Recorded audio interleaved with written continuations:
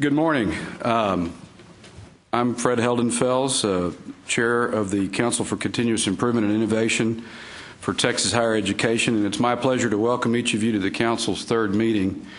I want to thank each of you personally, if I haven't already, not only for your being here, but for your commitment to Texas and your leadership in our state's efforts to achieve outstanding higher education.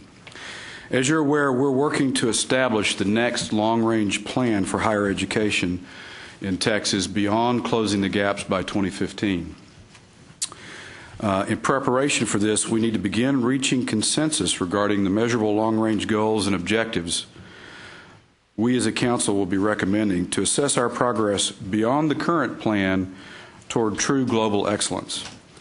During today's meeting, we'll be considering some measures of success that have been proposed. Specifically, we'll hear from Dr. Andreas Schleicher of the Organization for Economic Cooperation and Development regarding international benchmarking done by the OECD.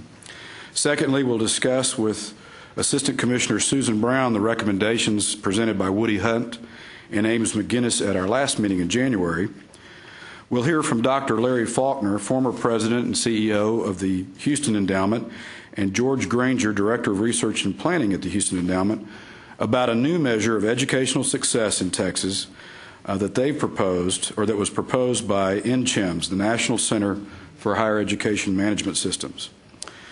Next, we'll discuss with Susan Brown and Dr. Lee Holcomb the three measures of success recommended by FSG, the nonprofit consulting firm the coordinating board used in 2009-2010 to initiate long-range strategy evaluation and research.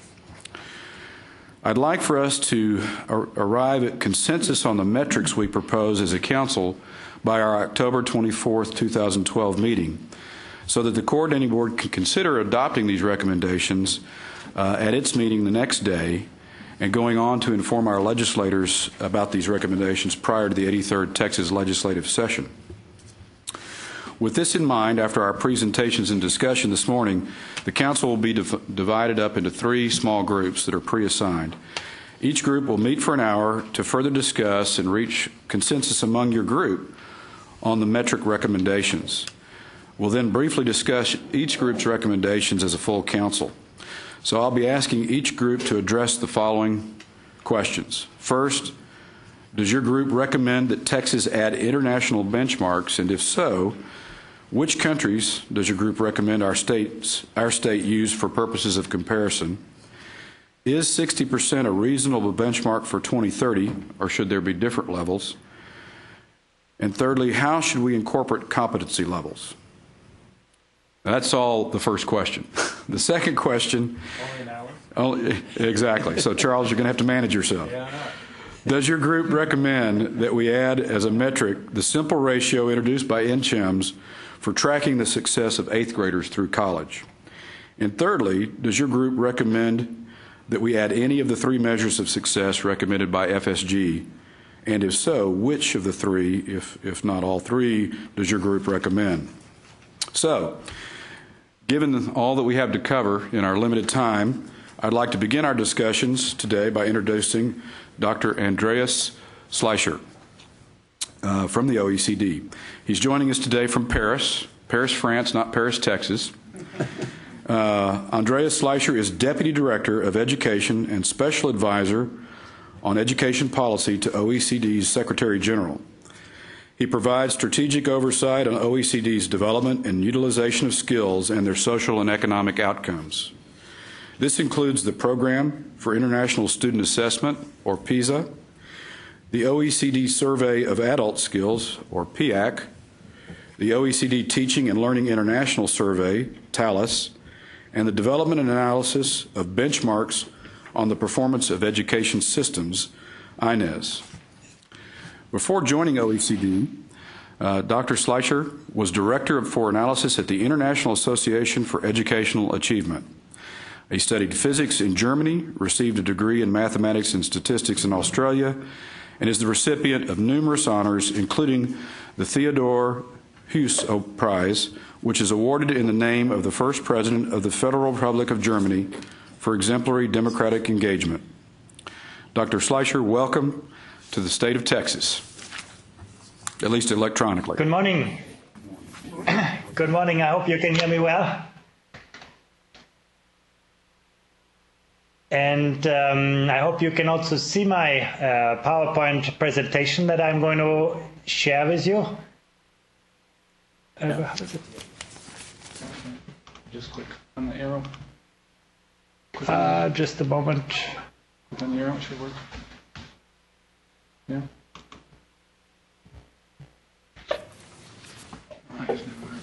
Just a second. Now it's blue again. It might work now. Can't get the mouse back. While he's getting this set up, let me remind our council members it'd be a great idea to take copious notes as we go through today's agenda so you could be prepared going into the small group discussion. And you probably would intuitively do that anyway, but that'll help us, I think, with the three questions we'll be addressing. It should be projecting because the arrow's gone. But it doesn't show on. No, you're not going to see it. But I see the first slide only. That can't work. No, but now you have to. Now you have to like treat it like any PowerPoint. Okay. How do I? Okay. Right. You have to just go from slide. So good morning. Sorry again for the short delay. I hope you can see my presentation now. Yes. We can.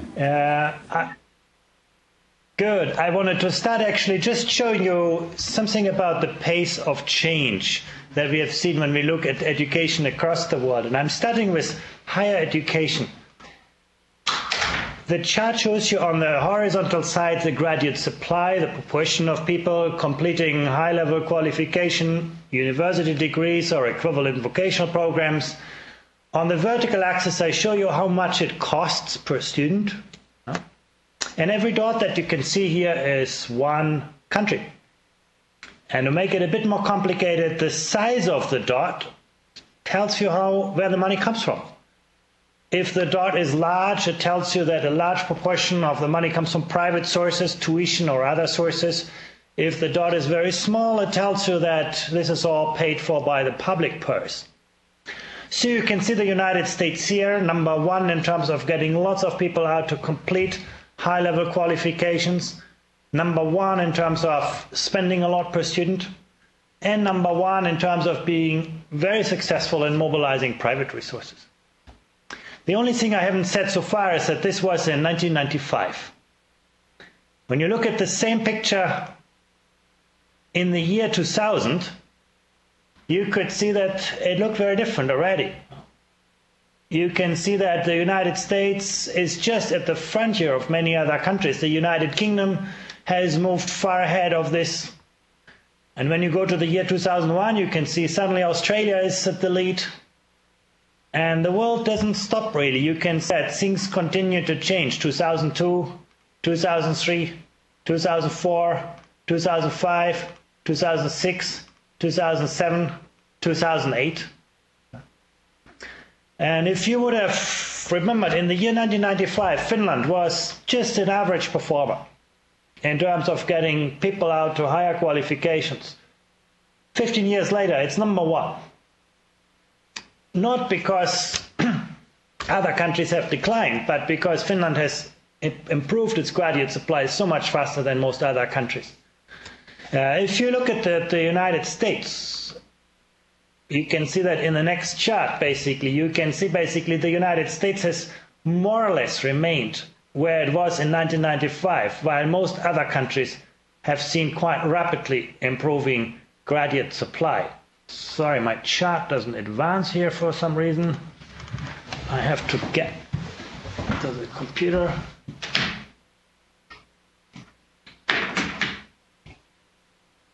So you can see basically where the United States started and where it ends is pretty similar, except that the United States has become a lot more expensive. Costs have risen very fast. But in most other countries, graduate output has actually risen. More people complete higher level of qualifications. The reason I show you this chart is purely to show you the pace of change that we have seen across the world in a very, very short period of history. Every country has been moving forward. But some countries have been moving so much faster than others that, relatively speaking, the standing of countries has changed quite dramatically. And I do have some problem with my slide, my technology here. I will try to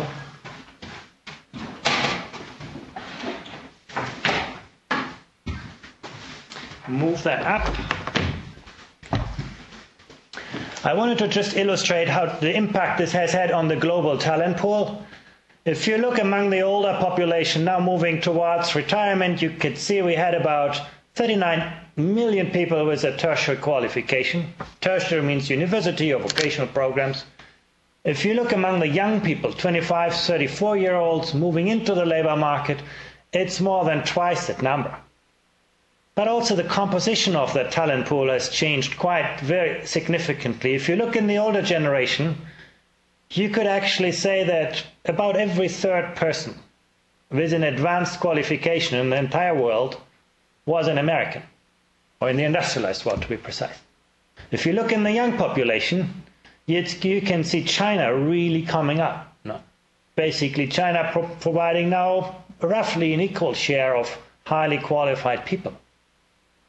So we have not only seen an expansion of the talent pool, but we have also seen a quite significant change in the composition of the talent pool. You can go one step further, looking beyond the people who completed qualifications and are in the labor force, towards who's actually completing degrees today. And you can see here also there, China is becoming sort of a very, very big supplier. This doesn't tell you much about quality. That's another story. We come to that. But in terms of quantity, the United States still has about 13% of the global talent pool coming out of universities today.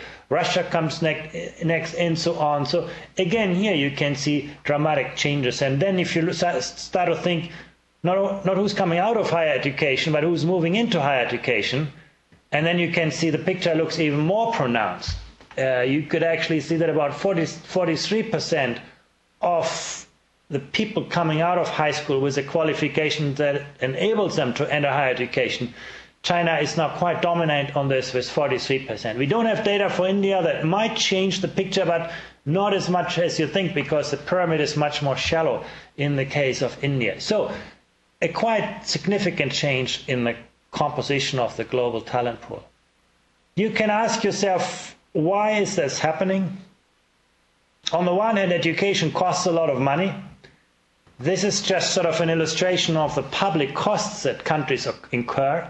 In the United States, they're not as high because you contribute a lot of private money to this through tuition. In other countries that pay more through public payments, the sort of public share is a lot larger.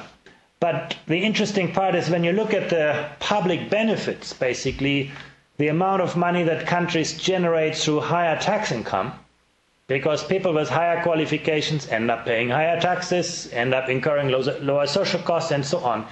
You talk about, on average across countries, about $90,000 of a surplus that governments actually make, and in the United States it's almost $200,000. Money that governments make more than they actually spend on higher education. So this just illustrates why countries continue to invest very significant amounts in the expansion of the global talent pool. It's also very interesting to see how this works at the level of individuals. You could argue we have seen this massive expansion of higher education across the world, and some people might argue, well, that must inevitably lead to an inflation on the labor market value of degrees and qualifications. Sort of one day everybody is going to have a university degree and work for the minimum wage. No. But actually that's not what we have seen so far, at least. So far we have seen that despite the rapid rise in knowledge workers in the industrialized world, the relative earnings of people have actually climbed even or risen even faster. So that's a quite important finding on all of this. This was about numbers. I wanted to give you sort of a brief indication also on quality of education, much harder to measure. We tested with our PISA comparisons, and we started this in the principal industrialized countries in '98, and since then we have sort of expanded the coverage of our global comparisons quite a bit around the world. So we have a quite good picture on the quality of education, at least in the area of schooling. And when you look at this, basically, we tested in 2009 about 500,000 students in the countries that I just showed, with a test that looks not just at whether students can reproduce knowledge, but whether they can actually make sense out of this, extrapolate from what they know. And we have asked them a lot of contextual questions to get a bit of an understanding of what is behind differences in learning outcomes. So Now I'm not talking about higher education, I'm talking about schooling outcomes, about the kind of qualifications that move into higher education in the future. And this is sort of the first results that people might look at. We line up countries on this scale relative to the quality of learning outcomes that they see in their countries. So this is no longer graduation, this is about the actual test results that countries achieve on this comparative test called PISA. When you look at this, you can see Shanghai in China topping the list, many other Asian systems also coming out very high, but Finland in Europe doing well, Canada in North America, a really strong performer consistently. The United States comes out sort of as an average performer in reading literacy, that's the focus here. If I would we would be looking at mathematics, there the United States does not do so well. It comes out sort of below in the red area, but it's sort of overall an average performer. There's, of course, quite significant regional variability in the United States. When you look at the Northeast in the United States, it would be comparable to, let's say, Belgium. The Midwest is sort of quite typical for the United States. The West and South of the United States does quite a bit lower in terms of performance. Student learning outcomes. You also see that there are disparities between urban schools and suburban schools. That's no surprise for you. What is, however, important to note is that even suburban schools that do, relatively speaking, better are still quite a distance away from schools in the highest performing nations in the world on this measure.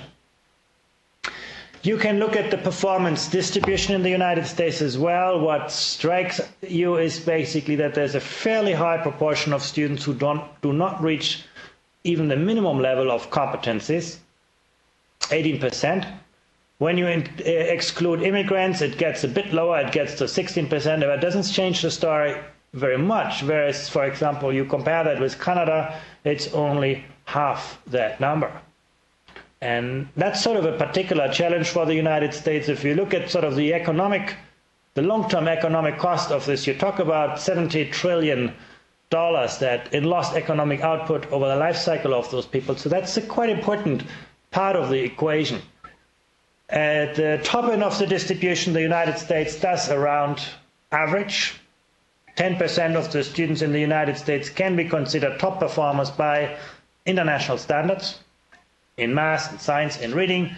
But interestingly, when you look at Shanghai in China, you have virtually twice that proportion, sort of a country with a very, very strong academic elite.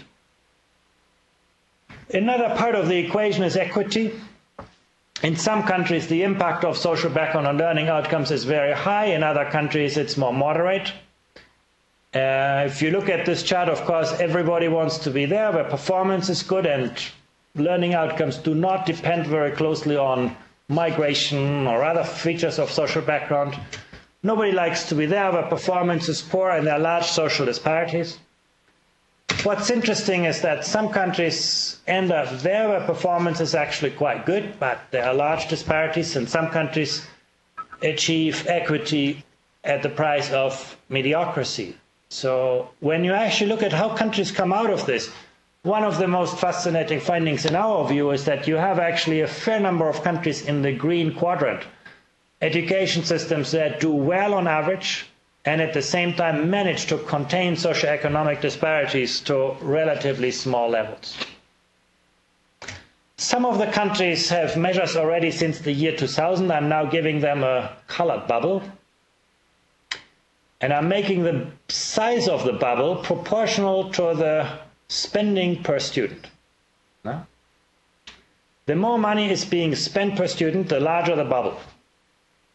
And if money would tell you everything about the quality of learning outcomes, you would find all the large bubbles at the top and all the small bubbles at the bottom. But actually, when you look at this closely enough, you find that only about 20% of the performance variation is explained by spending per student.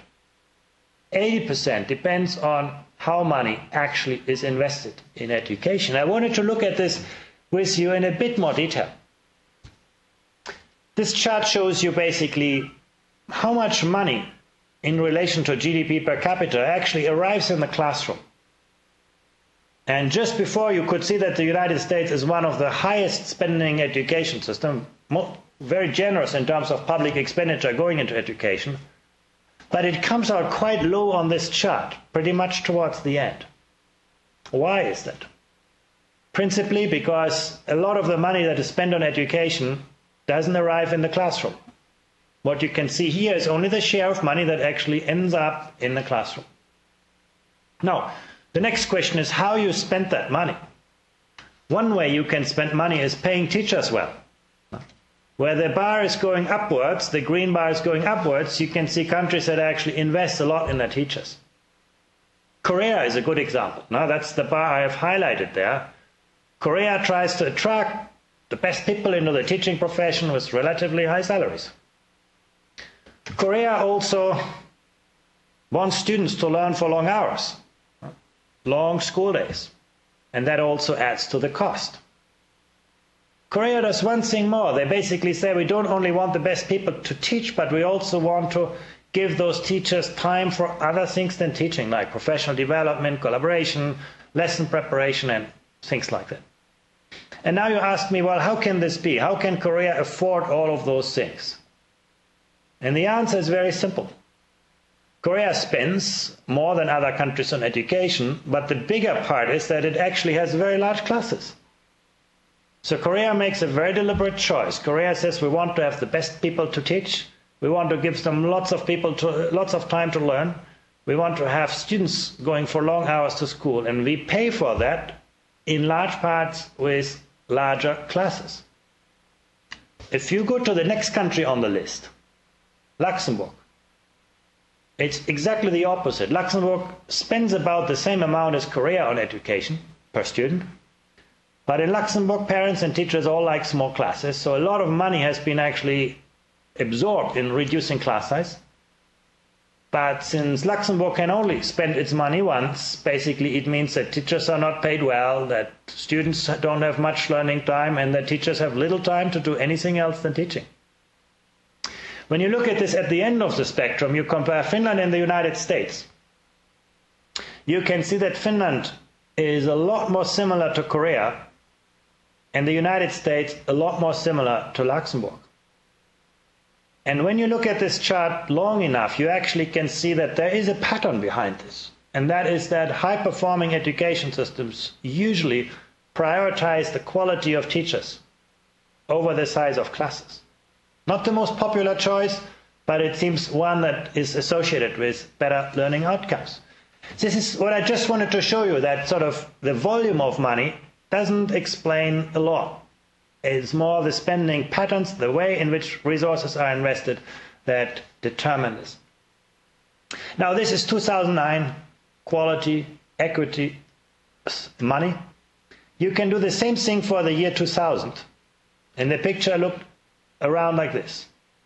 And you can see the dots were a lot smaller. Education was about 40% cheaper in the year 2000 than in the year 2009. And when you ask yourself, well, if education became so much more expensive, did it become so much better? And the answer is not in all countries, but some countries improved very remarkably. I want to just show you a couple of countries. The first one I point out is Korea. If you look at the red dot on the screen, you can see where it was, and you can see where Korea moved. It basically, Korea focused very much on the high end of the performance distribution to increase excellence in the education system, and it lost a bit on equity on that, but still was able to raise performance. Chile was a country that you wouldn't have seen on the chart in the year 2000 because it performed so low, but in the course of 10 years, a decade, it was able to raise its performance very significantly by the equivalent of almost an entire school year. Poland, a European country, also remarkably successful in raising performance and improving equity. Or Portugal, another country very, very significant in raising quality and equity. Hungary, Germany. There are a number of countries actually where you can actually see that they were able in a very short period of time to actually significantly improve the quality of learning outcomes achieved, as well as equity in the distribution of learning opportunities.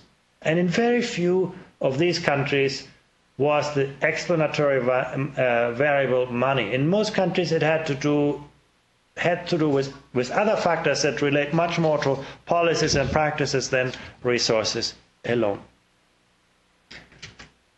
I just wanted to sort of highlight one issue that goes in a bit more depth in the United States. Some people argue, and we hear that often, that the United States doesn't do as well as other countries because it is a socio-economically more diverse education system. It has more immigrants. It has many factors that relate to disadvantage.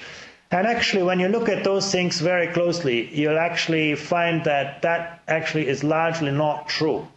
The United States is, on average, across OECD countries in terms of social diversity. There are a lot of countries more diverse. The United States is a bit higher in terms of immigration, but not a lot. And there are certainly a number of countries with larger shares of immigrants, often also with more disadvantaged immigrants. A lot has not to do with the context in which the United States is, but with the fact that education in the United States seems to reinforce inequalities more than is the case in other countries. And you can see that on this chart. You look at the social background of students, you look at the learning outcomes, and here you have every dot being represented by one school. The larger dots are the larger schools, the smaller dots are the smaller schools, and you can see actually how steep the relationship between both of those factors is. But even if you look at disadvantaged schools, for example, this is just a slice of schools that operate in a more disadvantaged context. You can see that schools that are operating in a very similar context in the United States show quite different learning outcomes. In some, the learning outcomes are really poor. In others, they are quite good. And the same is true at the high end of the distribution. You can see also there that there's significant performance variability in schools that are quite similar in their social composition. It doesn't have much to do with whether a school is public or private or charter school or not. Basically, you can see that is an overall pattern that extends quite systematically throughout the US school system. And so once again, the issue of impact of background on learning outcomes is the challenge for the United States, not a sort of more disproportionate, a higher proportion of child poverty, inequalities, and things like this in society. Final point I wanted to make is you can ask yourself, does it all matter? And we have studied this with longitudinal data, and I just show you one slide. And I don't have this data for the United States. I'm showing you Canada here.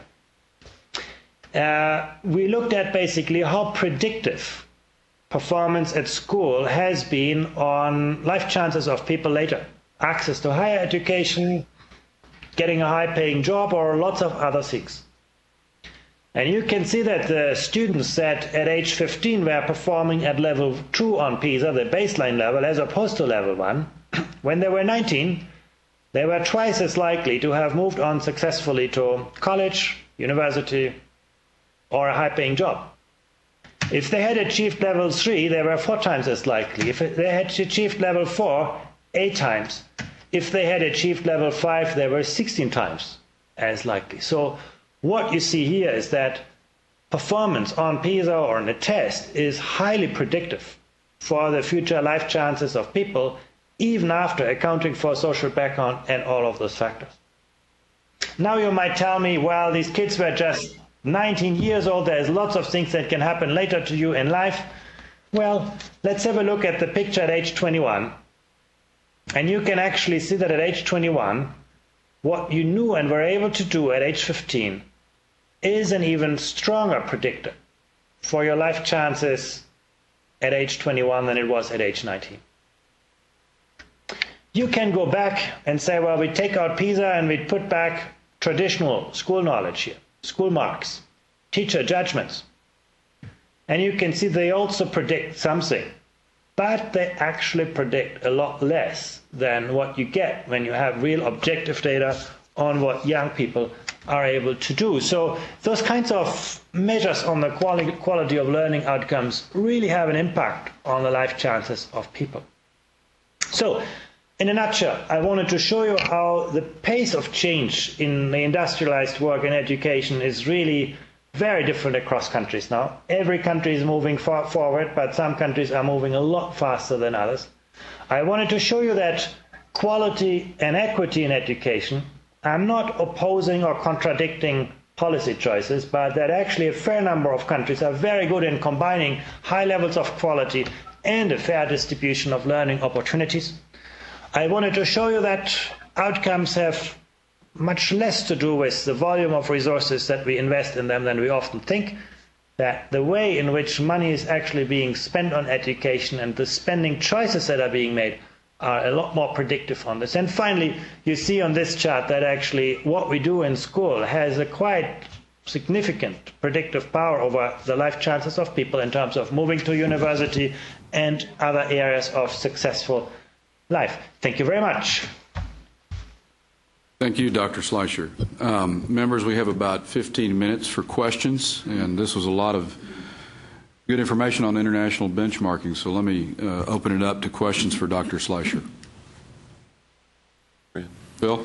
Dr. Schleicher, you had mentioned in your presentation that, you were speaking so fast I didn't get it all, but you mentioned that Poland, Portugal, Hungary were examples of countries that had moved forward very rapidly, and they had improved their learning outcomes very rapidly, and it was more a result of policies and practices and not resources. Can you talk just briefly about what those policies and practices were? Yeah, they actually vary quite a bit across the countries that you mentioned and that I did refer to. If you look to Poland, Poland has quite sort of dramatically changed the structure of its schooling system, basically eliminating tracks and streams in the system that were geared towards low-performing students. Combining or detracking the education system has been one of the policy answers there. Portugal has put a lot of emphasis on consolidating its school systems, on investing in teachers and teacher training, teacher qualifications.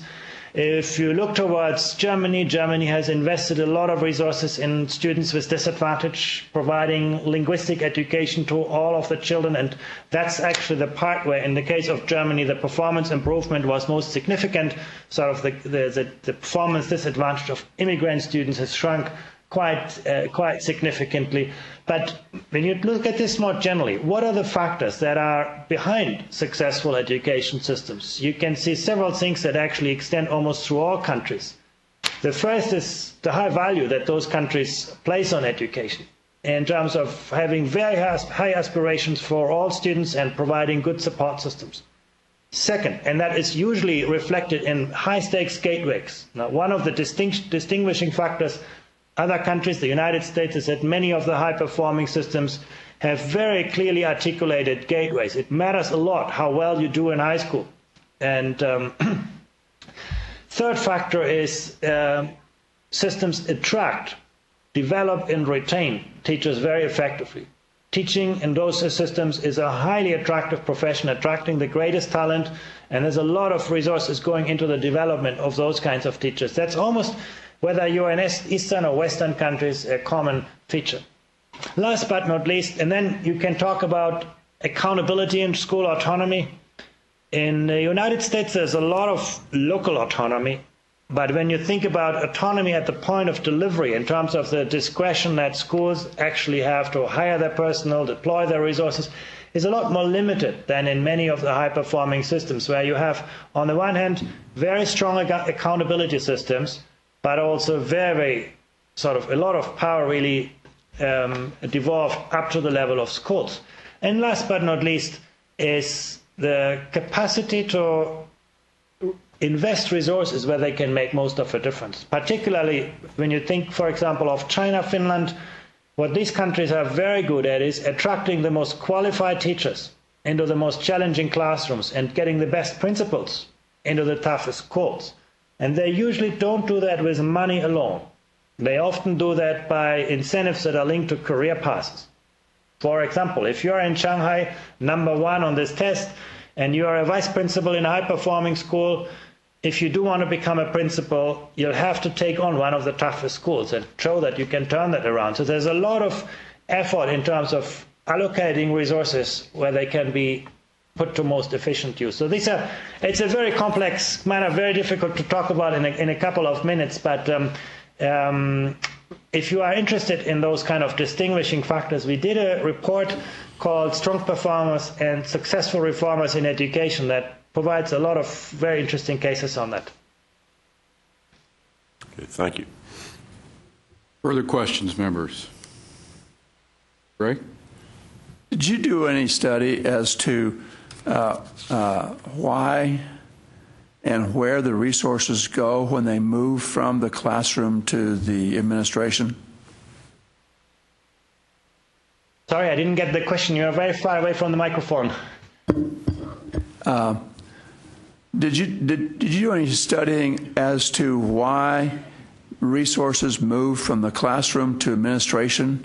Particularly, I'm thinking of the U.S., where, as you said in your presentation, that the amount of funds in the classroom is lower than some of the other countries. Actually, we only make the distinction, basically, money that ends up in the classroom and money that is basically spent on other things. We are not able to sort of have a more fine-grained qualification.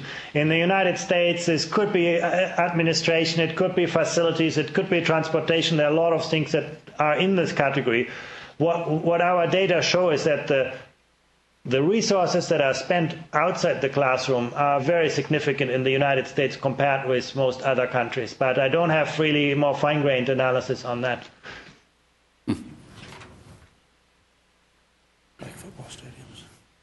Other questions? Dr. Schleicher, I have one. This really regards the logistics of the PISA. This is a test that you mentioned, testing 500,000 15-year-olds across 87% of the world's economy. In the countries that use the PISA, is this established as a requirement through regulation, or is it incentivized voluntarily? How are the students selected? Tell us a little bit about that. Yeah, basically it's a random sample of schools and then a random sample of students within each school. And we don't require countries to provide incentives. We don't require countries to put it into legislation. Many countries have done it, though. What we do basically require is that minimum response rates are reached. We do not accept, for example, data where less than 80% of the students actually take the test. So it's up to every country to deploy the necessary means to reach the response rates. And where they are not successful, we don't publish the data. So we don't set standards on how countries get schools and students to participate. We set the standard in ensuring that the samples are representative and also that the necessary response rates are reached. And the countries that I showed you have all met those standards. There are a number of countries which are not, where we can't guarantee that the samples are fully representative, and we generally don't publish them in our international report.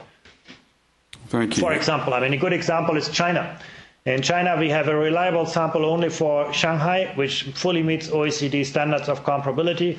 But there is data for 12 other provinces that we don't publish, that exist, but where we are not fully confident that they meet all the requirements. Beth? Again, on the... I don't know. Oh, my microphone's on. Again, on the PISA test, do you actually have people on the ground that are monitoring the test? Are you depending on the various schools to monitor the test, and is there a payment to the school, or are they taking this on themselves? I think it sounds very interesting. I can hardly wait to find the PISA test to see what it's testing. But are you, when you say reliability of the test results, how do you know you have a reliable test result? Yes, that's a very important part of PISA, and actually also one of the most expensive ones. We generally do not allow the test to be administered by personnel from the school. So the test is administered by external test administrators, and we have also in 10% of the cases an unannounced inspection of the results. And where we do find discrepancies, we actually exclude those kind of countries from the assessment. So basically, the way we assure that the test is monitored is by having an external set of administrators which go to the schools, administer the test under standardized conditions. It's a very expensive process. We are aware of those problems, but simply you couldn't administer a test internationally if you would basically allow schools to run it themselves. Thank you. Elaine? Good morning, and thank you, Doctor. You've already mentioned how the way you decoupled the dollars in the classroom was just a separation of the dollars going into the classroom and spent on other things. Yet, are there any categorical areas, whether you compare systems across countries, the way they are organized, the way they are funded, their funding infrastructure? Are there any categories that you can point to as to why the costs in the United States are rising so rapidly, yet the output is not as quick as the other countries? Yeah, we actually have fairly detailed data on most of those patterns. I mean, in terms of instruction time, in terms of teaching resources, other human resources, and so on. And when you look at the United States, it's actually pretty clear. The biggest cost drivers in the past years has been reductions in class sizes, over the last 15 years at least. Teacher salaries are comparatively low in the United States. So the United States has large numbers of teachers, but doesn't pay teachers a lot by OECD standards. Most high-performing systems would have fewer teachers, pay them better. Countries make also different trade-offs in terms of teaching and non-teaching working time. In the United States, teachers have very little time to do other things than teaching. There's a relatively low investment in collaborative work, in professional development, and so on. So it's the kind of spending choices that countries make. But if you ask why the United States is expensive, A, because a lot of the money doesn't make it into the classroom, and B, because reductions in classes have driven the rises in costs to a large extent. And actually, if you're interested in this, we have fairly good data on this for most industrialized countries to compare. Thank you. It's interesting if you look at the world's best performing education systems in Asia, for example, they're usually not very expensive. They spend their money, actually they spend rather limited amounts of money, but they usually devote those resources into the quality of teaching and compromise on other areas, infrastructure, class sizes. In Europe, the picture is more mixed, but I think for the United States, the pattern is quite clear. Another factor that you need to take into account in the United States is that even though costs per student are high on average, there's huge regional and local variability in this. And that's not the case in most other countries, for example, and most of that variability is in one way you could argue regressive. So basically, well-off schools tend to have more spending, whereas in most other countries there is more control over spending patterns. So all of those factors come together. So the high amount of money being spent per student on average doesn't mean that actually every student has access to those resources now. Whit, and then Pam. Doctor, this one more question on PISA. Has any work been done on going back and correlating those students who've taken the PISA and their performance to ultimate competencies or skill sets in the workforce? Yeah, that's an important question. We are doing this with longitudinal survey components. Unfortunately, I don't have those data for the United States, but basically PISA is quite distinct from a traditional school test, and it focuses itself very much on competencies, on the capacity of students not only to reproduce subject matter content, but actually also to apply that knowledge and use that knowledge. And what our longitudinal surveys try to find out is to what extent is that predictive of, for example, access to the labor market, earnings, access to higher education, and so on. And that was the last slide that I showed, but unfortunately we do not have those kinds of longitudinal follow-up data for the United States because In the US, we only have cross-sectional survey data. Thank you. Doctor, thank you for your time this morning. You mentioned the investment in teachers making a difference. Have you done studies on teacher preparation and the differences, or have you delved into that one?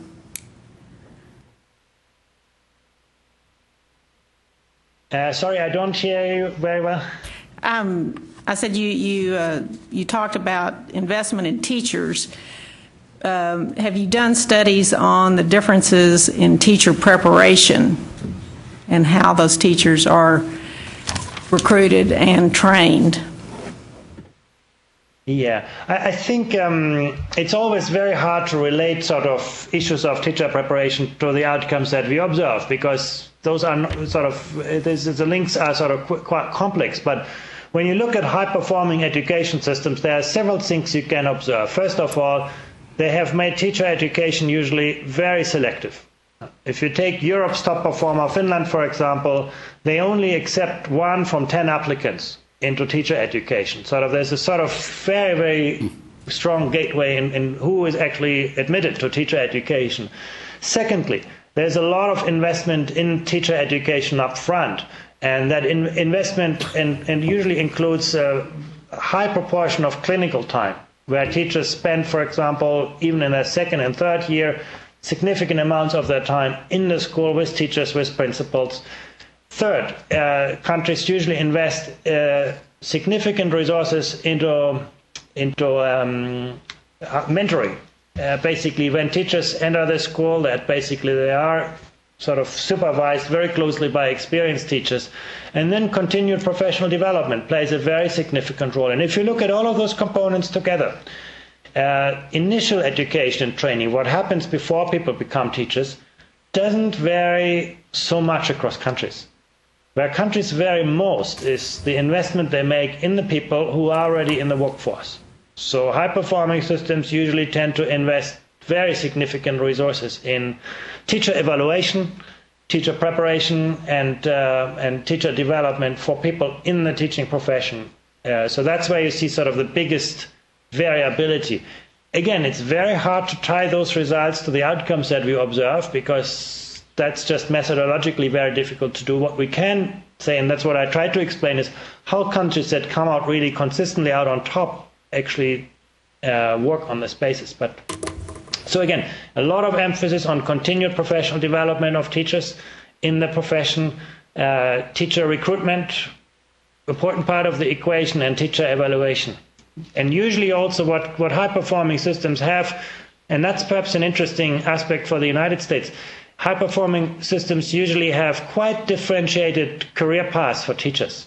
So a teacher is not a teacher, is a teacher, but actually there are ways for you as a teacher to progress as based on your performance and other criteria, both horizontally across sort of different areas of specialization, and vertically in terms of achieving higher status, higher pay, and so on.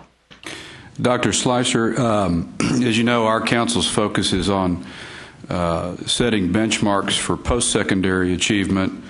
A couple of questions here. First, let me say, can you tell us whether the same countries that you've listed as the best performing countries in public education, do those tend to be the same countries in post-secondary education, or does that change, and what are the vital few benchmarks they use? Secondly, could Texas do the PISA? And then thirdly, could you describe the PIAC and its role in OECD countries? Yeah. In general, you can say there is some correspondence. Systems that tend to do well in their schooling also tend to do well in higher education. The United States would be an exception to this pattern. The United States has traditionally been a lot stronger in higher education than it has been in their schooling system. But there is broad correspondence. I think that's as much as I can say, that basically if you look at the top performing systems on PISA, you can see that there is a lot of overlap between the top performing systems and higher education. Higher education is a more rapidly changing field, though, You could see that in the first chart that I showed you, the pace of change in terms of numeric expansion varies a lot across countries. So it's something that changes quickly. It's a lot harder to measure. While in school education, we have real good benchmarks on the quality of education. In higher education, that's much harder to capture. The only aspects that we know and can measure is the earnings people get and the employment opportunities people get. But they are affected both by demand and supply, so you can't attribute them directly to the quality of institutions. So often we are left with very simple benchmarks like graduation and completion and so on, which are not really good predictor on learning outcomes. One area, and there are no robust tests at this point that would allow us to compare these things internationally. We're working on that, but that's sort of on a long-term agenda. PIAC is a very interesting effort where we actually have gone to the adult population, basically the entire workforce, and tested generic skills of people in the workforce. And you can actually then link that back to the kind of degrees and qualifications that people have obtained.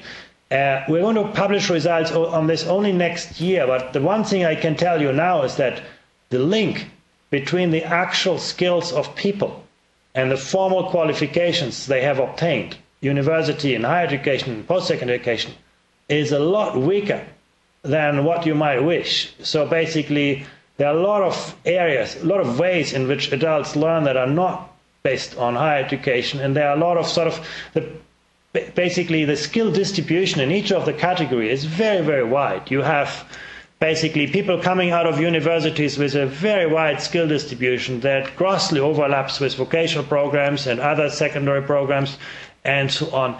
So that's, I think, a big issue. Once we do get measures on the quality of outcomes, we probably have to rethink what graduation and completion really means across higher education institutions. But again, that's only coming out in September of next year.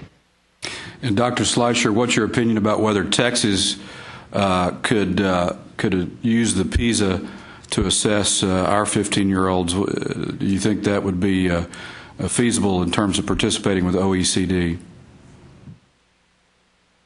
Well, it's certainly feasible. In fact, this year, several states are doing this. I think Florida is doing a PISA test, Connecticut is doing a PISA test, Massachusetts is doing a PISA test. So there are a number of states that have done it.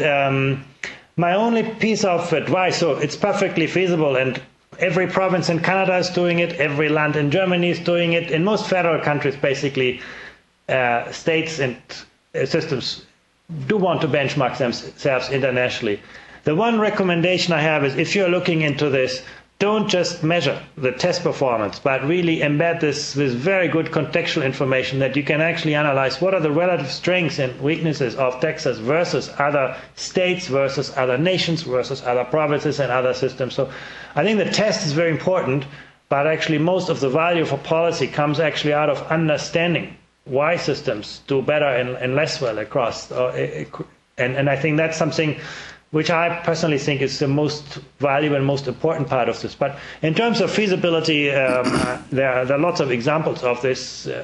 Provinces in China are doing this now. States in India are doing the PISA test. So it's not it's a resource-intensive undertaking, but not an impossible task. But doing it well and deriving the necessarily analytical power from this, I think that's the real issue. Well, Dr. Schleicher, I want to thank you for your time.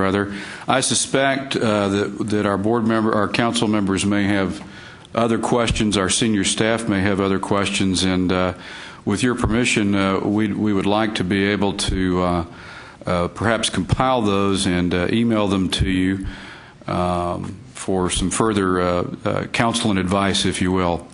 But thank you again for the considerable time you've given us this morning. Yes, thank you very much, and with pleasure. I will be happy to respond to any further questions you might have. Thank you, sir. Our next council discussion is regarding the January recommendations that we heard. And I think Susan Brown, is she going to join Raymond, you, and David to lead us in that discussion? We're going to talk a little bit about how Texas compares to OECD countries in the three areas that you see on your agenda. criteria for determining comparison groups, the 60% benchmark, and the incorporation of skill and competency. Susan, are you kicking off? Sure. I'm just going to go over a little bit of this very quickly, and then we've got some information for y'all to kind of look at and hopefully play with if everything can work properly at the end of it. This is a slide that I borrowed from Mr. Hunt what you saw last time. And basically what this shows, if you look at Texas is at the very end, and for Texas and the United States, in the 55 to 64 age group, we're actually above most of the other countries in the educational level. One of the sad parts about this is if you go toward the younger age group, Texas actually slopes the wrong direction. And you'll notice that most of the other countries, the younger population is actually more educated, and in Texas and in the United States, it's less educated. That's really one of the reasons we're here. So what we've done is we've selected a few of the different countries from the OECD to look at and compare, and these are the factors that we use for those comparison. So it's the education, population, growth of the population, domestic product, and unemployment rate, as you can see here. This is what Texas looks like on the slide. It's we kind of pulled up the rates and that kind of stuff, applied all the same multipliers to everything, for all the countries. This is Chile, and Dr. Schlesinger talked about how fast they were improving and their growth and that sort of thing. Their domestic product is not as high on a per capita basis. Their unemployment rate is a little higher, but generally they're growing rapidly. Help me, Susan. I'm confused. Take me slow, because I don't understand this chart. Okay, this is a chart where you take. This is Texas, so we'll start with just Texas. And that's what I. And you look at. You put everything on a similar scale so that the gross domestic product per capita is on a scale, and the real the growth rate for the domestic product and the educational, unemployment rate, population. So all of these factors are on a scale to get it. And we put all the different countries on the same scale so that, we put the multiplier so that you wouldn't have, your rates would be a 1 and the population is going to be, 25 million. So you kind of scale up or down to get them all on the same axis so that you're able to make a comparison. And it's not so much the scale, it's how we compare to the other countries that I wanted to show here. So Susan, for example, with unemployment rate, the point being where it is, what would be the difference if the point reached out to the next lower level? What would it mean? Would the unemployment rate be going up, or would it be going down? The unemployment rate is higher. This is a one-year look. So if you're further out on the spider web, your rate is higher. So if you look at, here's where Chile is, their unemployment rate is a little bit higher, but their growth in their domestic product is actually going up. And tertiary that is the educational attainment. So tertiary meaning? It's higher educational attainment. Okay. So our higher education attainment is actually slightly higher than Chile's currently. As a percentage of? As a percentage of their 25 to 64 population. Okay, the whole age spectrum. Mm-hmm. And just to mention explicitly, one reason Susan is doing this is because you talked last time about which countries might you want to compare Texas to. And so her presentation is all focused on helping you select countries you'd be interested in paying special attention to and comparing Texas. That's exactly one of the questions that we didn't get to ask Dr. Schleicher, was just, in his opinion, which countries would be the most appropriate benchmarks. Can I ask a question, Fred? Does Chile have a community college system or anything equivalent to it, technical schools, anything like that? They do have technical schools, and this does include the associate and certificates. And that's something that we're going to get to at the end of the discussion, and also more next time, is we're going to be talking about the skills and that workforce skills and that sort of thing. That's kind of a... This is Germany, and if you look, their population goes way out on this chart. However, their growth rate for their population is very low. So that's Canada.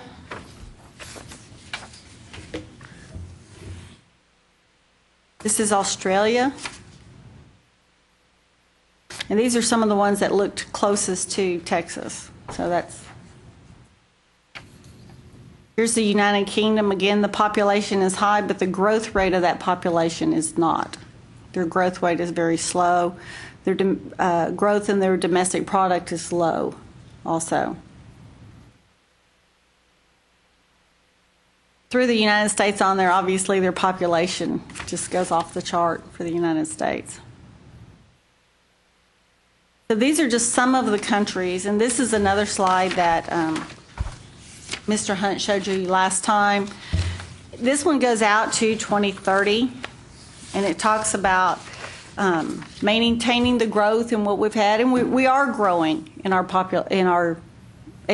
higher educational attainment. So we are growing slightly. So, that's going up. And then you've got your in-migration. In-migration is very important. I'm going to talk about that a little bit in a minute, because you have to be, when you're bringing people into the state, it kind of depends on what type of people. They can either raise your educational attainment level, or they can actually lower your educational attainment level. And so, it's why do they move into the state, and how are they attracted, and who comes in? So, and this shows the shortfall that we would have. Susan, the slide that Woody shared with us last time that you've got here through 2030, gap of 4.1 million attainments. Right. Does this include certificates? It does include certificates. So it's not just associate and above, but it is certificate. Thank you. It's the in-migration of people from other countries that have higher education attainment. Is it very small?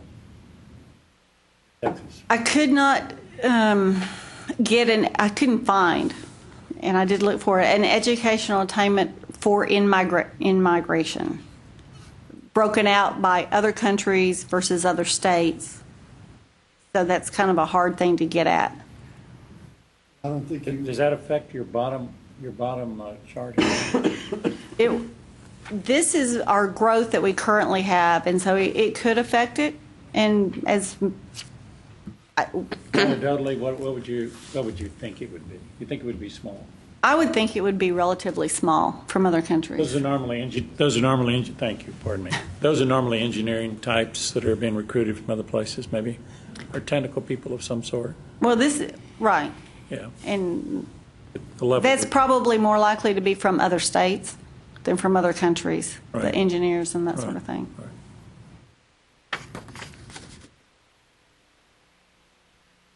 This shows the last 3 years, and as you can see, you have a lot of people coming from California. Thank you, Commissioner. And some of where people are moving to and from, that sort of thing, across the country. Is this net in migration? This is this is strictly migration. Okay. And now Texas, I will. Surely no Texans move to California. Of course not. I think they do. This is a result of Mark Udoff being in California. We do have some out-migration. Actually, Texas is a net importer of migration by about 400,000 a year from all the states. This is some data that we from the Georgetown University study that was done. And it talks about what type of growth we can see or what we will need in higher ed. And this one actually goes out to only 2018, so you will see different numbers compared to the slide that Mr. Hunt provided last time, and that's because his went out to 2030, got a different time scale. 2/3 will require some college or better. So that is, they went, they received an associate degree, some type of post-secondary education, whether it's, training or all the way up through a doctorate. We're not going to have that number of graduates. And these are national numbers. We're not going to have there. Obviously, the biggest difference that they're seeing are in those areas that we probably expect, the STEM fields, healthcare, managerial type, and education. This is one of the things that kind of looked at the occupation clusters with the most entry-level jobs, which are retail, the service industries, that sort of thing, janitorial, that's service industry, demand less education, but they're also growing at a slower rate. So in sheer number, and you will hear this from other sources, that, well, most of the jobs are going to be created at a lower level. Volume-wise, maybe, but not in growth as a percentage. They're not growing as fast percentage-wise as some of these higher occupation.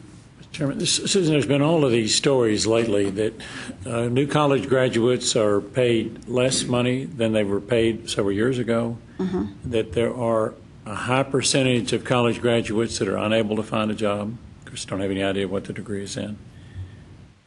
It just seems to be a bigger problem than Texas has experienced before. Is the trend line that way? Let me respond to that. Okay. I think you're referring to that article that appeared in the New York Times yesterday that I think it said that 51% of college graduates are either unemployed or underemployed, right, particularly in the humanities, the arts, and the social sciences. The problem is less severe in Texas than it is in other parts of the country. What we seem to be learning about higher education is we've got to do a much better job of informing students about what the job prospects are in different disciplines, even in fields where students are still committed to majoring in the humanities. We have to make sure we infuse those majors with marketable skills. We haven't done that nearly as well as we should, but that's clearly something we have to do much better in the future. We have to do a better job of advising college students where the jobs are and what their prospects are if they don't get strong marketable skills. But that was that study scared people, including me. Yeah. Scared me. Yeah. Okay. Just one data point. If you look at our accountability system for universities, we did have a drop from 2007 to 2010 from 67.3% to 63.3%. So it was in terms of being employed. We talk about either got another degree or they got a job. Is that what you're talking about? This one is in terms of they actually were employed in the fourth quarter. Okay. So there has been a decline, but I do believe that the figure about the reduced salary level applies. But we're done a little bit better in Texas in terms of the university graduates getting a job than some of the national numbers. Go ahead, Susan. Okay, this shows some of those top fields for job openings, and then by education level. So you will see, obviously, healthcare itself, which are the doctors and anesthesia, that sort of thing. They are higher on the end of baccalaureate and graduate. Those are respiratory therapists, that sort of stuff. Healthcare support is obviously at the high school or less, or just some college. So this just gives you a little bit of what the top job openings are.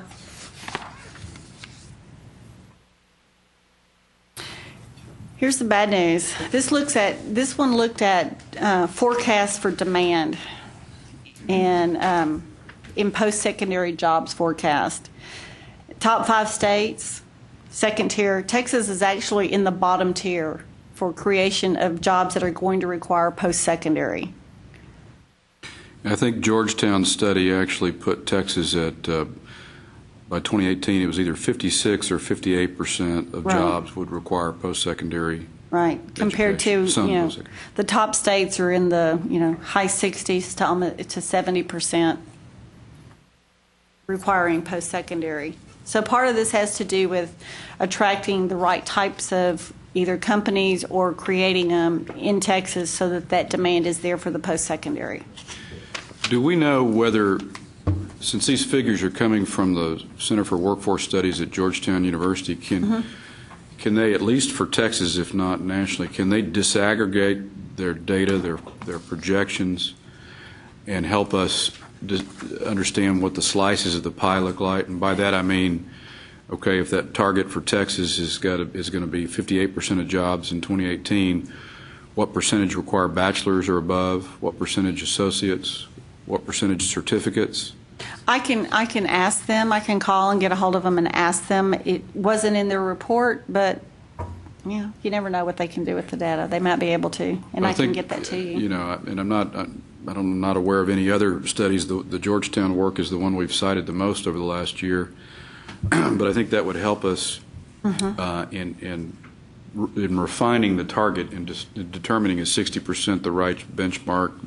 By what year? You saw my next slide. And in addition to that, Mr. Heldenfels, in July we'll discuss the FSG proposed measure that relates directly to the workforce, and I think we need to talk about whether we would like perhaps invite someone from Georgetown to participate in that meeting, just the way Andreas did today, or someone along that ilk. We might be able to do that.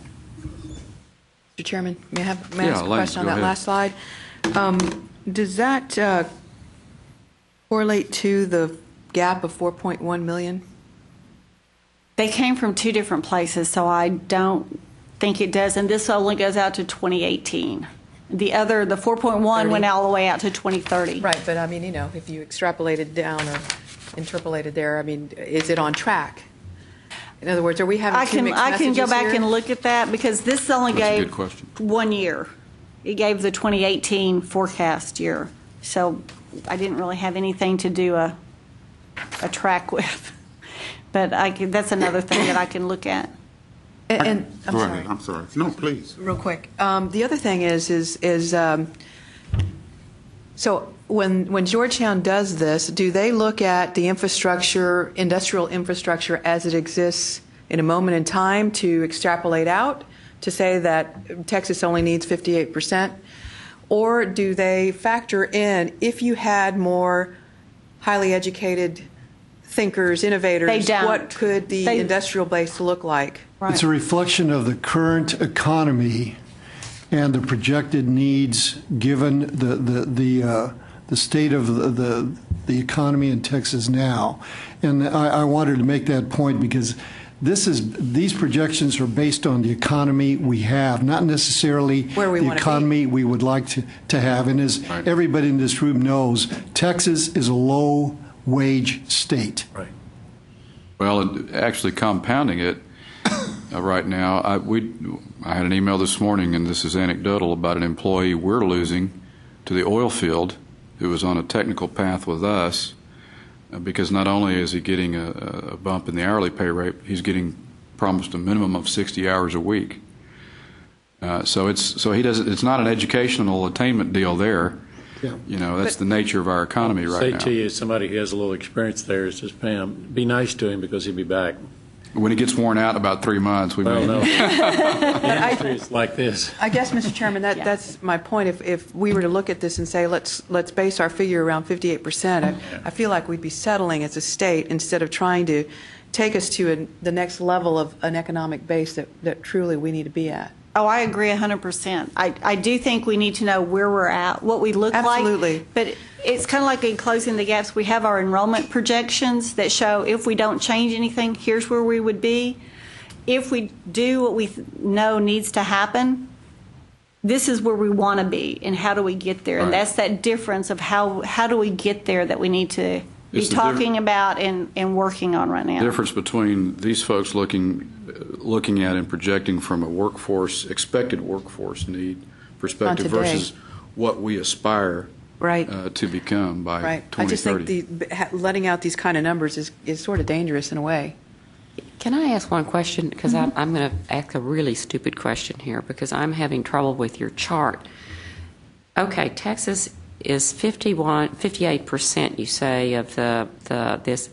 So that means that 58% of the, it only needs 58% of the graduate, 58% of what? About 58% of the new jobs being forecasted would require any type of post-secondary education. Could be certificate.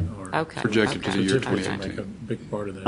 I guess, Mr. Chairman, this is a little bigger than just education from my perspective and the great state of Texas perspective, I think. And this is where we can play a role, Mr. Chairman. I think that if we're sitting there saying it's 58% and we're sitting there saying it's going to be better, somewhere in this report we ought to highlight and educate the public and the elected officials and others on the significance and the importance of economic development to bring about job creation in areas that we need to grow jobs in.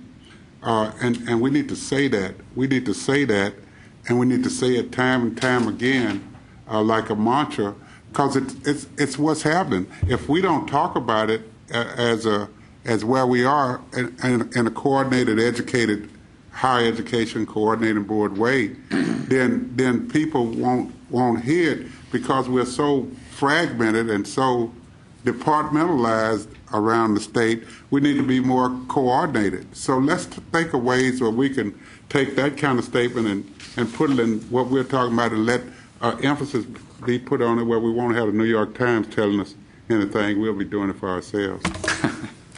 I like that. Susan, were you going to lead us through these last questions? Right. These are kind of the questions that you're going to be asked about later, so keep these in mind as we go to the next slide.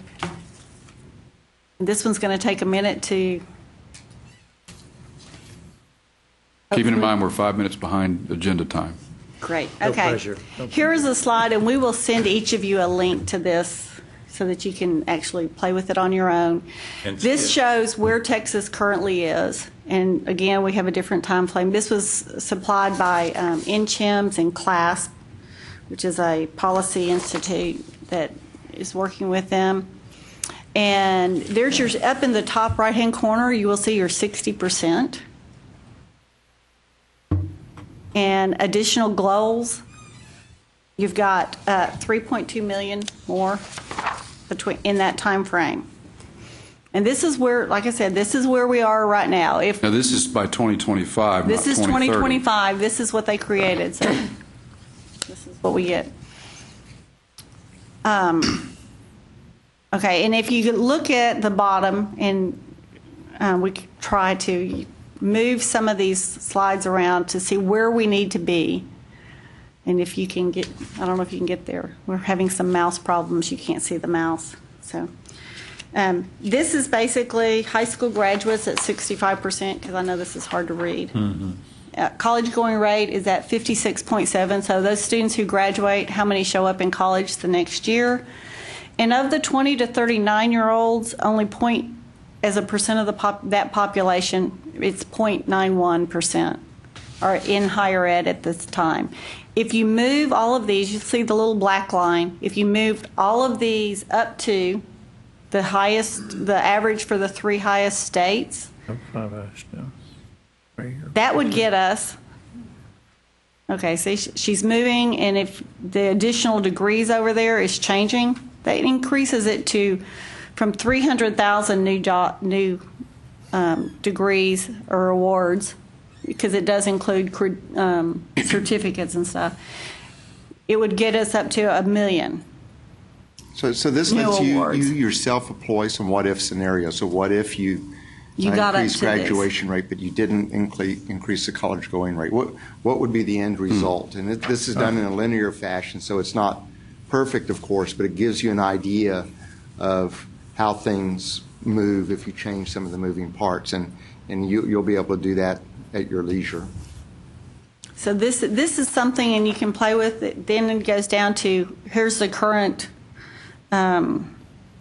it's college credentials out of every 100 students enrolled. If you look in the green, So you can move those up and play with those. Where does it make a big difference? So these are very important tools. And if you look at all these, and then if you don't like what you've come up with there, you just click the little start over button. Isn't the most important number up there high school graduation rate? Actually, it is a very important number, but it is not really the most important. Melinda, if you'll hit the start over button. On the next tab over, it shows the views the return on investment. And if you look down in that bottom quadrant, this talks about state costs, state revenues, and federal revenues. And if you look at state costs are higher and state revenues are quite a bit further down there, and then go back to the other one if you can find it. Wait, I'll just go ahead and talk. If you take the public two-year college rate, and right now they're awarding 15 degrees or certificates per 100 students, and you bring them up to the average of the three highest states, that line shifts totally to where the state revenues are above state costs. That shows how important our community colleges are to the entire system. Go back to the ROI, please. You'll look, state costs are now below state revenues. State costs, the red, and state revenues, the green? Mm-hmm. Oh, okay. That is the one slide, if you slide that, makes the most difference on that return on investment. Now, it is a linear, and Ames has something he's going to say. Just,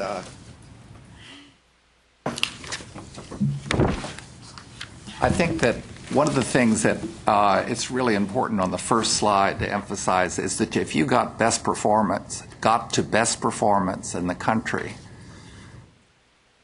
on that left-hand side, you can't get to the number of degrees you get. Right. In other words, if Texas got to the very best level, moved every one of those arrows, you can't get there. You don't get to 3.2 million. You only get to 3 million. That's as compared, when you say very best level, that's compared to other states. The three highest states, which for higher ed is Maine, Vermont, and New Jersey. For the higher ed, it's Mississippi, going directly into from high school into college. Never thought we'd say this. Mississippi, Massachusetts, and New York have the highest percentage of their students that go directly into higher ed. Amazing. The other thing is that, the important thing is to think through every option.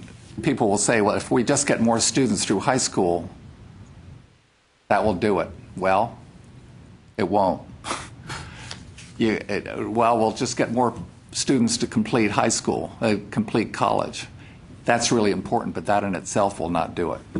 Well, there are a whole lot of adults out there. Let's get them in it. And that will not do it.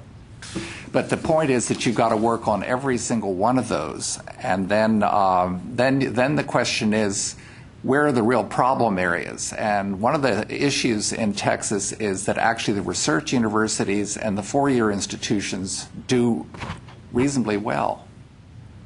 And therefore, if you make great progress at the research universities and the public universities, you move up a little bit, but they're already doing pretty well. And then you say, well, where's the real issue? And I think what Susan just said is getting making progress at the two-year level is probably one of the greatest benefits and areas where you're going to move in the state. So this gives you a differential question of where the state really ought to focus. And you've got to work on every one of those levels. But when you set your goal 60, 70, 80%, realistically, Texas could probably get to 50% if you got to getting everybody up to the best level of performance. Not to be cheerful news, but if there's no point in setting goals that you're unlikely to reach. That's probably the message you can. Mr. Chairman, in terms of the two-year institutions, we're heavily involved in the state with the Student Success Initiative. We're heavily supported by the Lumina Foundation, the Bill and Melinda Gates Foundation. We're going to listen to the Greater Houston Endowment or Foundation staff today. A lot of what you're talking about is embedded in that. Mm-hmm. One of the things is we're, especially at Alamo, we're not allowing students many options anymore. Students used to wander around our system and take 90, 80 hours. No one knew where they were. And so one of the things in terms of policy as we go through this process of trying to decide how to guide the state is making sure that we are a little bit more directive in terms of the students, but also to be sensitive to what they need. We're going to invest heavily in advising at the very beginning of the inception of getting into the higher ed arena. And so we're changing our model from counseling to advising, investing budget-wise into advisors so that students have support in those critical first years and their enrollment in community colleges, and at least in ours. And I know, Brenda, you're one of the leaders in that area as well. And so some of these concepts we need to look at because they are really, really national priorities that have been set by these foundations. And we've benefited tremendously from them. And I think, given your statement, that if we do that, over half of the students enrolled in higher ed in the state of Texas are in community colleges. Mm-hmm. And so that would be a worthwhile investment. Well, that's a good example. We need to move to the next panel. That's a great example of the importance of once you set your benchmarks, you've got to align your policy at the campus and this system is also level. important, what David said, which is this is given what is currently happening. Can we get a tutorial for the small groups on this? When we break into our 3 groups after lunch, maybe we could get a 5-10 minute tutorial on that on that slide you're showing for each of the groups. Our next panel is the Houston Endowment and their presentation of the new measure of educational success that they recently published. So it's my pleasure to welcome Larry Faulkner, the former president, chief executive, and a current board member, I guess, of the Houston Endowment, and as well as a former president of the University of Texas, and George Granger, director of research and planning for the Houston Endowment. Gentlemen, thank you for being here. Thank you. George, let me make some initial comments, and then George is going to actually do the presentation. I'm the ex-president of Houston Endowment, so I don't speak with the authority that George does, but well, you know they have a skit on Saturday Night Live about ex-presidents. So. Well, this isn't it. But the project that we're talking about here has been in process at Houston Endowment for quite a while and has come to fruition. I am taking a role in the even these weeks after I've left Houston Endowment in public communication concerning it. We're going to talk about a measure of educational attainment that we think is very valuable. I'd like to mention that it actually was rooted here in the coordinating board. The Texas Higher Education Coordinating Board did a study, which was repeated, in fact, and Houston Endowment, George, got very interested in it. We have been especially interested in how to provide a measure that could give a strong focus to the public on how we're actually doing that is not subject to corruption. And many of the education statistics that are available are subject to corruption and misuse. We think that this one is especially valuable. We also wanted a measure that would allow the public to focus on what could be done to improve things rather than who's to blame for where we are. There is a tendency, I think, in this world to do a lot of blaming. That's not constructive, and I think we do have something to offer, and George is going to tell you what it is. Yeah, thank you, Larry. It's been a great pleasure working with Larry for the last 6 years and keeping him involved in this project. As he said, we first got interested in this index. It's really David Gardner's fault, who showed me the coordinating board's 7th grade cohort tracking work that they've done several times. And we wanted to see if we could hire a third-party research house to replicate this, and then if they could, essentially use the freedom of a private foundation along with some partners where we could talk about it a little bit and try to focus some public attention on this index. What we did, very similar to, is essentially replicating the methodology of the coordinating board, although we used 8th grade, and I'll come back to that in just a minute. But essentially, we measured the percentage of Texas's 8th grade class that went on to achieve any sort of tracked post-secondary credentialing 11 academic years later. And that includes associate degrees, certificates, associate degrees, baccalaureate degrees, and so forth.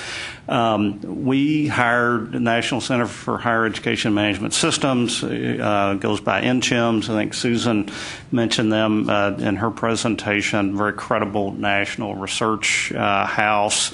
And thanks to the coordinating board, we were able to get 3 8th grade cohorts of Texas data, 2006 through 2008. And these are the fall 2006 through 2008 cohort, essentially included or counted up to over 880,000 students. So how did we arrive at what we call the number, which is 21.9%? In those 3 years, there's 883,260. There were 883,260 8th grade students. We did a fairly simple calculation. We counted how many of those received certificates or degrees from Texas institutions on an unduplicated basis. In other words, students that received an associate's and then maybe went on to receive a 4-year degree during that time window. It just counted once, so we weren't double counting here. If you apply junior high mathematics and divide 175,000 by 883,000, you get 19.9%. And then we were advised by NCHMS on some earlier work that they had done on trying to estimate the number of essentially Texas students that received completions out of state. We adjusted that 19.9% by 10.4% and arrived at 21.9%. Let me point out that the need for this adjustment goes away very soon when the National Student Clearinghouse data can be much more reliably used. Our view on this, and I think essentially mirroring what Larry had said earlier, this is a very simple and straightforward production index for Texas. It does take into effect the joint responsibilities of our public ed and our higher education systems. It's easy to understand. It's something I've talked about a lot. I think we could probably go, this is a bad building to do that because they're all higher ed experts. We could go probably to the convenience store down the road and ask and pull somebody out of line who's pumping gas and said, what we're doing is we're identifying every 8th grader in Texas, and we have the ability to follow them for 11 academic years and then determine how many of them received a higher education degree. Do you understand what we're talking about? My guess is that they will say yes. It's highly accurate. It's very robust. As Larry said, it's not subject to corruption, not subject to essentially the manipulation of the denominator. We don't have lever codes in there. We don't. It's the higher ed denominator of sort of first time, full time. We don't make any of those adjustments. It's simply counting how many of those students went on to receive a degree, a certificate or degree. Our view is that longitudinal cohort tracking is a highly robust measure. In some ways, when we look at, and I think Susan's earlier presentation on sort of this number of degrees that Texas needs, we're not disagreeing with that kind of analysis, but in some ways, the numbers of degrees that Texas produces is affected by this tremendous in-migration that the state has. So we may say, well, we're doing really well because we're producing more degrees, but on a proportional basis, that may not be the case. I stole my last comment here. This quote's from my friend Larry Faulkner. Napoleon, yes, thank you. This number, it's, lies, damn lies, and statistics. It doesn't involve any of that. It involves a simple dividing the number that started by the number that completed. So there's no statistical management or magic in this. I note a distinct lack of confusion by our council members up here about this number. So yeah. It must good. be I'm just trying to figure out where you got data that good. Pardon me? I'm just trying to figure out where you got data that good. I wasn't sure that you could track those people. The coordinating board's able to track it, and so all of this data, the core data, came from Susan's shop. Oh. And we have also, and I'll dive into this towards the end, we have Florida data also. Anyway, let me get to the results.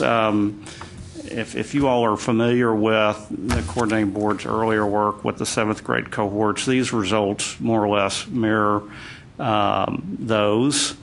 The top batch is actual numbers, and then the bottom, as you can see, is sort of the percentage completion rates out of these disaggregated groups. It's no secret that Texas's important African American and Hispanic populations way underperform the average. And let me move on to this next slide. And I just did this out of curiosity to sort of satisfy myself. This is a very crude analysis, but I said, what if Texas completion rates disaggregated by ethnicity have not improved from the late 90s to where we are today? So all I did was look at the class of 2010 8th grade enrollment disaggregated by ethnicity, and I applied the 96 through 98 completion rates, and you can see the effect of the growing Hispanic population if we don't improve. Back then, the Hispanic population in the 96 through 98 cohorts was about 36% of Texas public school enrollment. As you all know now, I think public school enrollment's around 5 million, about 2.5 million are Hispanic kids, so 49% of them in 8th grade. If you just apply these old completion rates to the 2010 8th grade class, you see down at the bottom right-hand corner that this number drops by a little over 2%. Hopefully, I think with the focus of the coordinating board, TEA, private philanthropy, business groups, and so forth, we've seen improvements since 96, 98, but we need to pay attention to it. Otherwise, we're really going to get in trouble because of this burgeoning group of young Hispanic kids who are coming through the system. I would argue that if you just do the math, and that population is growing so rapidly on this index, how do we get better before it gets worse? And that's something to pay attention to. In our report, we did put a special paragraph in there. You all know the biggest at-risk groups are boys of color. In these three cohorts, there were, so essentially 1996 through 98, there were 226,000 black and Hispanic boys who started 8th grade. From the Texas higher ed data systems, we had a little over 19,000 completions. So let's adjust it for the out-of-state, and we bring it up to 21,000. So my question at the end, what's going on in the lives of these 200,000 black and Hispanic boys who did not receive any completion? Certainly a number of them gained other experiences where they have a reasonable shot at a pretty good lifestyle. I don't know what that is. I think it's something that we really need to pay attention to. I think Texas does need an education plan. I mean, these sort of bifurcated K-12 higher ed planning things aren't what Texas needs, is what I would argue. We believe that the number that we call it can really sit atop an education plan for the state. As Larry had said earlier, it's not subject to corruption. It's very precise. It's easy to understand. He said we think it can be the performance index for the state, most importantly because it represents the joint effect of public and higher education. So we get over this sort of bifurcated system. Let me tell you a little bit about what we're going to continue to do. As long as Susan and her shop will be kind enough to continue to give us the data, we're going to run this analysis every year. We're going to talk about it every year. We had Florida this first year. And additional states, as their longitudinal data systems get some age on them, we'll be able to pick up additional states for comparative purposes. We'll pick up, it looks like 3 this next go round, probably 5 or 6 after that. Let me quickly mention why we used 8th grade as opposed to the 7th grade that the coordinating board originally used. We were advised by NCHIMS that other state longitudinal data systems, that 8th grade was probably the best place to start to get the best information so that we can compare, so essentially the state can compare how it's doing on an 8th grade longitudinal cohort basis to other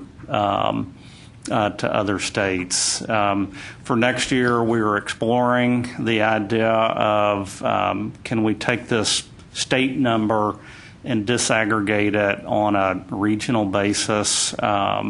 Susan and I were talking a little bit about that earlier. I've gotten a lot of requests from around the state, well, how are we doing in our school district or our city or our region?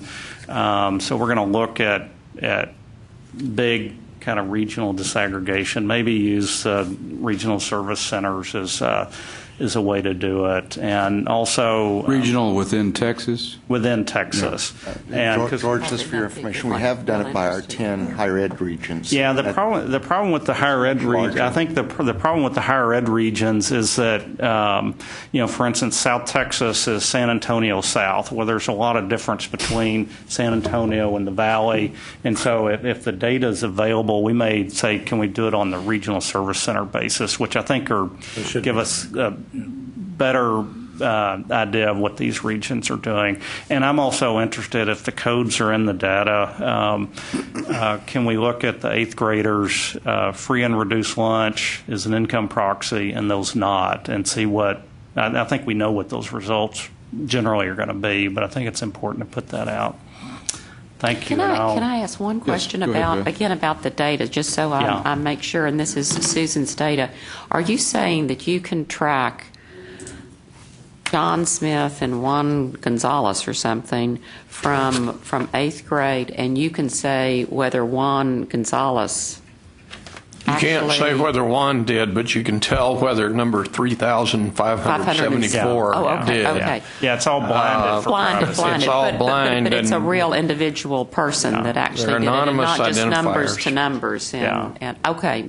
And a real interesting thing, the first time we did it on our part with the 7th grade cohort is we found 18,000 students that had been in the 7th grade in a public school, but there were no high school graduation records for it, but they enrolled in colleges and universities. Yeah. So the same system, we have the ability to find them if they come into the system, they leave the system, go out, and now we can actually follow them into Rice University, Southern Methodist, which we couldn't originally. So I think there's a lot of potential in what Houston Endowment is doing here. In fact, I'd like to, let me doubly emphasize that. I think, Beth, I should say, Ms. Robertson, but you can count the 8th graders, and then you can follow every one of those kids individually to find out whether they did achieve something in higher education, and very soon that will be true nationally. It will not matter if they move to Colorado or Georgia. You will know whether they achieve something in the United States. And you can count them all there, and you can count them all at the front end. So there's no room for arguing. Now, but I'd like to close, if I may, with a few additional comments about that follow up George. In my experience in higher education, as we have talked about educational attainment in the state, it's been very easy for us to point the finger across the higher ed K-12 line. Higher ed tends to blame K-12 for not getting kids ready, and K-12 says, well, higher education just doesn't take into account what the public standards are for graduation and how ready these kids are for entry into college work. And I think that one thing that is important about this number is that neither side can pin it on the other. This is a joint product. It's inevitably a joint product. And if your focus is on trying to get that better for Texas, what should be the natural response is for everyone to be thinking about their sphere of activity and what can they do in their sphere of activity to improve this. If people are interested in high school graduation and improving high school graduation, well, obviously that's a role for that. If people in higher education want to really work on this, I'd say something to pay a lot of attention to is improved coupling between high school graduates and entry into and success in early college work. I think people who are interested in early childhood education have a place in this. People who have something to offer and to improve the system all the way down the chain, from birth to finally successful degree or certificate production, have something to offer here, and we'd like to get people focused on that. Now, my last message is Houston Endowment goes out of its way not to tell people what to do or how to do it. Houston Endowment's goal here is to shine light and to produce a truthful measure of where Texas stands, not to tell you in public bodies what to do about it. We think that's for public processes to work out. And so we're not here telling you what the remedies are. We might have some views, but we're not here telling you what the remedies are. Yeah, I will say, too, that we've gone out of our way to say we don't know. We know what this number is. We don't know what it should be or how to get there. That's really for forums like this to determine. Our job is to say we and our co-sponsors have tremendous confidence that this is the number, that it's correct. Well, it's helpful I mean, this council right now is all about trying to pick those vital few benchmarks. And so while I realize you're not telling us where this number should be, you're giving a metric that is, as you said, very simple and uncorruptible. Ray, you've been wanting to ask a question, then we'll go to Jody. Well, he just answered it when I was going to ask, are you saying that 21.9% is the goal and we should increase the Hispanic and African American, Native American up to that level and therefore the whole number raises? Or what? And you just answered that. We're not telling you what. Yeah, I'm just telling you 21.9% is the production. I will observe, however, that the talk before this focused on getting Texas to 60%, and when the reality is 21.9, you've got some work to do. Exactly. I'll be real quick, Mr. Chairman. Yes, sir. Just real quick questions, George. One, when you say public schools, does that include the KIPS and the yeses of the world? It includes, yes, it does. I mean, it's essentially TEA data. Second, when you talk about education plan and what Houston Endowment can do, Houston Endowment can be a convener to move toward an education plan based on data. Yeah. Is that something under consideration at the endowment? I don't work there anymore. Yeah, see, that's the point. Thanks, Larry. No, I think we tried to use the good reputation of Houston Endowment to convene smart people to try to come up with plans and ideas on how to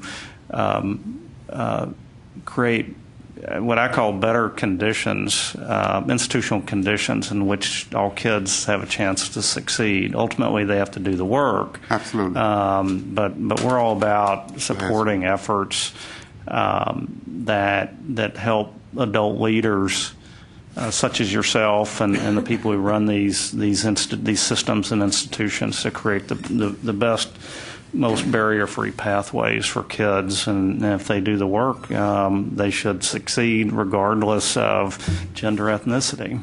That's a long answer, George, but hopefully the answer is yes. Yeah. But the last question is to Dr. Larry Faulkner. Would you recommend that Texas add international benchmarks? Help me answer the question in the group. I think, first of all, I was extremely interested in the OECD presentation. I've been personally paying attention to OECD data for quite a while and have actually given a talk or two in this state using OECD comparisons. I would urge you to pay attention to OECD data. Those who have listened to me a lot will know that one of the countries that I've been especially impressed by is Canada. I think this is our neighbor to the north. We often just sort of, I guess, take Canada for granted, but go look at what they've achieved. Canadian achievement is very impressive, both at the two-year level, at the vocational level, at the four-year level in higher education. And I would urge you to take a look at Alberta, which has a lot of common ground with Texas, and Ontario. Of course, Canada is a small population country.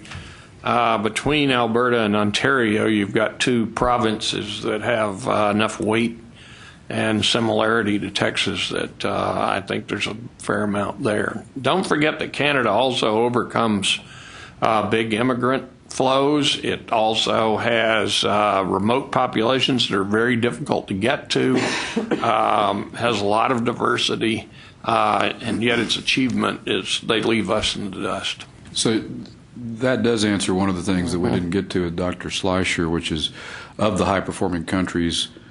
I assume one of the reasons you're touting Canada is because culturally and structurally, as you just gave some examples, it's similar. Yeah, I don't think we look a lot like Korea. What other countries in addition to Canada do you think I look think like? Canada and Australia are probably two that are worth paying attention to. I think that the United States' lack of homogeneity is, of course, a big problem in trying to make us or compare us to many of these countries that are much more uniform. And so Finland, for example, would be well, Finland is probably worth paying some attention to because they've done a lot pretty systematically recently that's probably worth looking at. And Finland has its own internal diversity, but it's a more uniform country than the United States. Other questions? Can I ask one more question? And again, this gets back to these comparisons and stuff. And that test, I've never heard of the PISA test. Is it? And I'm trying to picture how it's different from what we're doing right now. Is it? I can't forget if it's the task or the TOSC or whatever it is that we're doing. But it sounds like the PISA is comparing competencies, and if we really take the cover off of all of this stuff we're doing, we are not trying to get a little piece of paper to put on our wall. We are trying to get our whole population competent so that they can participate and be productive and everything. And so if PISA is looking and trying to look at competencies, are we not doing that with our tests? And are you guys familiar with this enough to think whether Texas should be involved in spending the money to do a PISA test? Again, so we can really compare ourselves. I think it's worth. Thinking about doing PISA locally. The PISA test is a respected device, and it's true that I believe that they have designed that test to be more focused on competency and ability to use knowledge than just sort of reaching some bar. I'm not an expert on testing, so you need to take what I have to say with a grain of salt. I will tell you this, though, that I chaired between 2006 and 2008 a national mathematics advisory panel for the President and the Secretary of Education that was aimed at trying to discern from research what would be the best changes this country could make to prepare kids for entry into algebra. I mean, it was about early age math education, basically. However, international achievement levels or international attainment levels as measured by PISA were regarded as of great value and significance by that panel of people who did know a lot, in some cases, about mathematics testing. This was all about math. This wasn't about education more broadly. But PISA, I think, is regarded as the best tool for comparison of educational attainment across societies. And I think it probably is the best tool that would be available. One thing that I believe is important for Texas is to break out of just measuring ourselves against ourselves. I think that, we need to think about becoming, I've heard you all say you want to set a kind of global leading benchmark. Actually, getting Texas to become just seriously competitive in an international sense would be a really good goal. Let's not try to blow the tops off right now, because we're not competitive, really, in an international sense. And I think that just getting us competitive is an important goal. PISA would be a useful tool for helping us not to believe too much of our own baloney. Raymond? I'd like to follow up on a point that George made. George, I was curious, why did you decide to use an 8th grade cohort rather than the 7th grade? Yeah, again, it was, I think, the further back we can go with this is probably better, but we were advised by NCHEMS that the data that will become available in other states is a lot of it's going to start in 8th grade. So it was simply so that over time we'd have some comparison data between Texas and other states as that their data became available. Listen, I caught about half that, but basically you expect 8th grade to be the sustainable entry to the pipeline. When we had NCHIMS do the analysis, they actually ran the 7th grade and the 8th grade for us, and I can't remember precisely, but it was very consistent over those 3 years. There was 6 to 8% percentage point. 6% or 8%, roughly 5%. Yeah, 5% attrition between 7th and 8th grade. So 8th grade's probably pushing it to the limit. 7th would be better. 7th would be better, but then can we have a valid comparison with other states? That was the trade-off. What appears to be the depressing fact is that kids start dropping out of school between the 7th and 8th grade. Yeah. It's not. I assumed that we would be counting everybody there is in the 7th grade, which is probably close to true. Yeah. And it turns out it's closer to true than for the 8th grade. Yeah. The trade-off that we have to make is that if we want this number to become something that could be used across states and nationally, perhaps, we're going to have to start with 8th grade data because that's the way the data systems are set up. In most other states, it wasn't just a Florida thing. Yeah, I think we were advised that was going to be the case in other states. Let's go, Guy. You had your hand up, didn't you? No. Okay, Phil. One last question. We're going to do great if we can eat lunch in 12 minutes. When we heard the OECD presentation earlier this morning, one of the things that struck me on the chart was that the cost of higher education in this country is higher than any other country. Every point that has been made this whole morning, though, has not addressed that at all.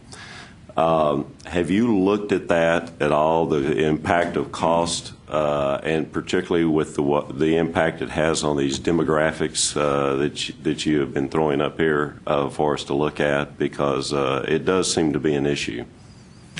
Well, the first I've ever seen I've never seen that OECD data before, so I haven't had time to do any digestion of it. One thing that is true is that this country is attempting to enroll a very large fraction of its students in higher education, a much larger fraction of them in four-year institutions in a lot of places. That may affect those cost numbers. I don't actually know what's in them. So I'd say yes, it's a significant issue. Cost is a huge issue right now in this country, and debt accumulation is a huge issue. But it's kind of off the track of what we're doing here. I think it does bring up the good point that as we go forward, we should think in terms of at least one return on investment metric that's meaningful, so that we take productivity and cost efficiency into account, as well as quality and overall numbers. Gentlemen, I appreciate it. Thank you very much. Thank you. Thank you. The next panel, starting about 19 minutes after plan here, is measures of success recommended by FSG during our 2009-2010 study. And Dr. Lee Holcomb, Director of our Higher Ed Policy Institute, and Susan Brown, Assistant Commissioner for Planning and Accountability, are going to take a swing at this one. And I'm going to move through this very quickly so that you do get to eat lunch on time. I hate being the stumbling block to lunch. I'm going to go through very quickly and just show you remind you of what the 9 FSG outcome measures were. And today we're going to talk about the top 3. And I will be talking about students completing their credential within 150% of time, and the students who obtain jobs within 6 months after completion. And then Dr. Holcomb will be talking about scores on critical thinking and analytic reasoning. Here are the rest of the 9, and we will be talking about more of these as your meetings progress. So I'm going to start out with those who are completing credentials within 150% of time. There are certain questions that you need to know about. Who's in the cohort? Are they full-time, part-time? Are these students who needed developmental ed? Not. Economic need, and that was something that was raised earlier. Student preparation. What level did they graduate from high school at? And all of these kind of fill into institutional differences, and you'll see that if you look at it by an institution level, down at the institution level. Here's one of the big differences. Why do we look at first-time, full-time? Universities, that's 95% of our students who enter a university start as full-time, 52% for the community colleges. That has a big difference. So, looking at it at 150% of the time, that's kind of the population. So for community colleges, you're not really catching very many of their students. You're getting about half of their students when you look at these measures. And that's something you need to be aware of. This is national data. This is first-time, full-time students who graduate from the same institution. And as you heard in the earlier conversation, in Texas, we track them across if they graduate anywhere in the state, we include them in our cohort. Nationally, a lot of states can't do that. So this is where we fall with some of the other. Washington State is first. Texas is lower part. And then Arizona is last. This is only for universities. You're saying that they do a better job, they do a poor job of tracking data and have a higher number? No. Are you saying that Washington State cannot tell you that a kid graduated from maybe not the first college he went to, but the second or third, and we can? Correct. See what I'm saying? Yes. Their data is not as good as ours, and their numbers are higher. Yes. But these are only first-time, full-time, graduating at the same institution. But it means that number is higher than 68%. Probably. Our number is also higher, and I will show you that in a minute. I don't have the numbers for other states just because they don't have them. At this point, we're going to go back to the Texas numbers, and these are students who graduate anywhere in the state. Public, private, capture them there. And this is from 2000. If you can see, at FY 2000, we were at 49.2. We have increased. We're at 58.4. That's a pretty good increase. Right. And then we looked at, for community colleges, we looked at a 6-year rate because we do have so many of our students who transfer. They've gone from 12.6 of the students who start at a community college full-time and graduate with a bachelor's in 6 years. And then community college, the 3-year rate is for the certificate and associate degrees. That is fantastic. I mean, let's just say this. That's wonderful. The numbers are going up. They're going up. They're going up. They're not maybe going up as fast as we would like, but they're going up. We're going in the right direction at least. Developing the education plan, George. This slide shows you the difference between those full-time and part-time. And remember back, for the universities, 95% of their students started full-time. For community colleges, 52%. It's full-time. 12 semester credit hours. 12, okay.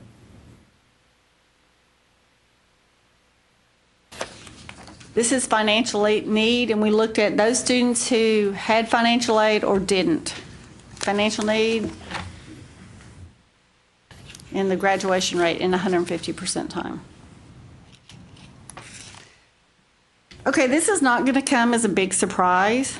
These are the students on whether they were entered and they were college ready, and we use the TSI standard. Did they meet the TSI benchmark or not, which is Texas Success Initiative. For universities, the graduation rate went up to the 66.9 versus those that needed developmental ed, and obviously you see the same type of difference at the community colleges. Again, this is by SAT scores, and this is for universities only because we don't get SAT scores for community colleges. The higher the SAT score, the more likely they are to graduate. Preparation plays a factor. And here's some graduation rate differences by ethnicity. And this is back to the first-time, full-time students. Other measures we use, I don't want anybody to think that graduation rates are the end-all, be-all. The coordinating board, we look at a lot of different measures for students because if you look at just those graduation rates, the 150% of the time, you're missing almost half of the students at the community college level. So though it's an important measure, it doesn't tell the whole story, and you need to be able to look at how they're doing. We've done graduation rates that go out to 10 years before, and you do see differences. By low-income students are more likely to graduate if you go out 10 years, and that takes a great deal of effort and persistence to keep going for that number of years. So it's an important thing. Also, there's workforce placement. Are there any other questions that y'all would like to? Or I'll move right on to the next part. Is anybody measuring workforce placement other than individual institutions? Do we collect that data? Students obtaining a job 6 months after graduation. It's part of our accountability system. It's part of our system. We're going to talk about, there's some limitations. We know that a student shows up in the UI wage record. We don't know the number of hours they're working or if they're working full-time or part-time. We also don't know what their occupation is. We know what industry they're in. So if they're in the oil field industry, they could be a roughneck or they could be an accountant, oil field industry. So there are limitations to the data. There's also only 2 or 3 states that can do the same sort of thing. And so there's getting to be more states that can do that. Also, our data doesn't just include the UI wage record. It does include military service or postal service. So we get information on that, too. What about OECD countries? Do they? I have not seen anything that tracks them into the labor market in a consistent manner. I didn't see anything on the OECD when we looked through all their data. Not all the graduates, if you look at the community colleges, those that got an award in the academic program, a lot more of those are, this is working only, so they're found in the workforce and they're not found in higher ed. Working and in higher ed, which means they've gone on to further their education, but they're also working. And then in higher education only, as we found them for the bachelor's or graduate level, they're still going for bachelor's, probably getting a master's, doctorate. For community colleges, they've moved on to either, they're still at a community college. If they had a certificate, they may be going for an associate degree or an associate going after a bachelor's, that sort of thing. So that's just kind of an explanation. And obviously, this total percent located, there are some students that go out of state. They may go get try to go for a master's out of state. This is the total percent that we found in the state. Not only are there variations among sectors, there's also the variation among disciplines. And this just picks out some of the disciplines. This page is all at the community college level. This is for the universities, then the independent colleges, and then for the health-related institutions. Obviously, the health professions is very much, and education is very tied to the workforce. So you do see a lot more of those in the workforce versus biological sciences at the bachelor's level, probably tending to go on for something else.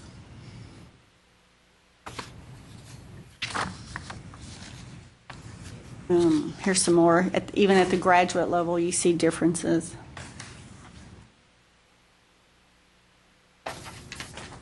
And just when you looked at the change across time. Are you not surprised that ICUT's numbers are lower? They have actually more.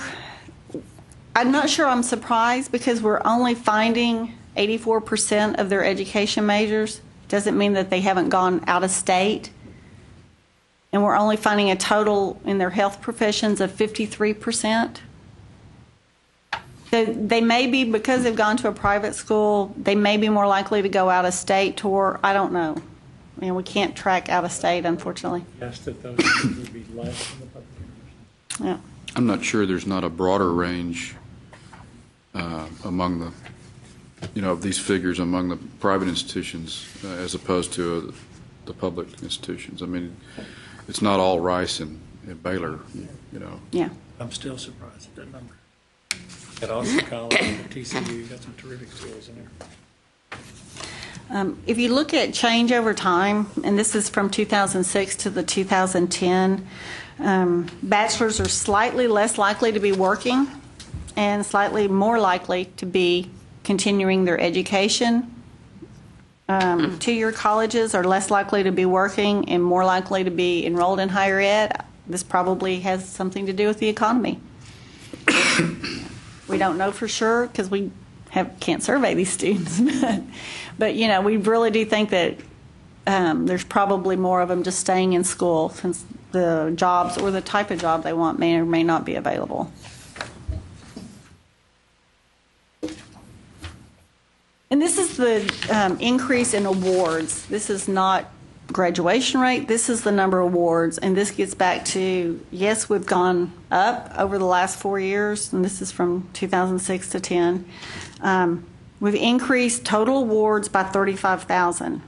So over a 4-year period, that only gets us to about 166,000 new awards, which is not close to 4 million.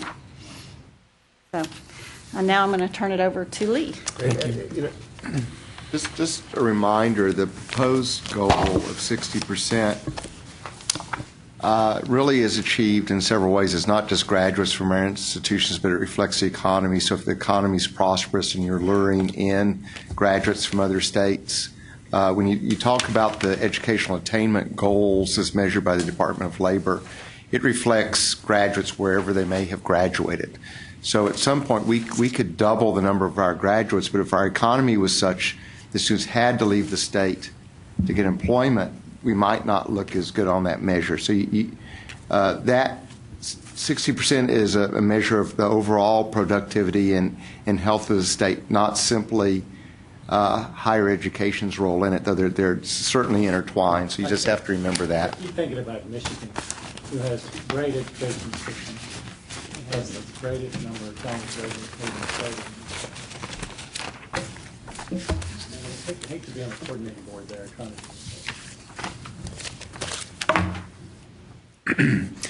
Good afternoon. I'm going to talk to you very briefly about learning outcomes. One of the FSG recommendations is to take a look at student scores on problem solving, analytic reasoning, critical thinking, and writing, which are typically referred to as general learning outcomes. There's some lessons learned about the work in looking at student outcomes. This is not a new issue in higher ed, as you're well aware. But we do have some lessons that we can heed.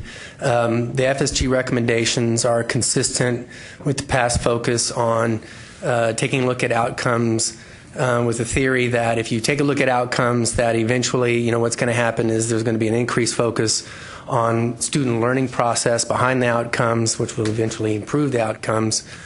But what we know from the literature at large and also some of the research that we've done previously here in Texas is that's not necessarily the case. And in fact, according to a survey we did in 2009 among Texas 4-year institutions, only about half of them reported that they were using their general learning outcomes to improve instruction.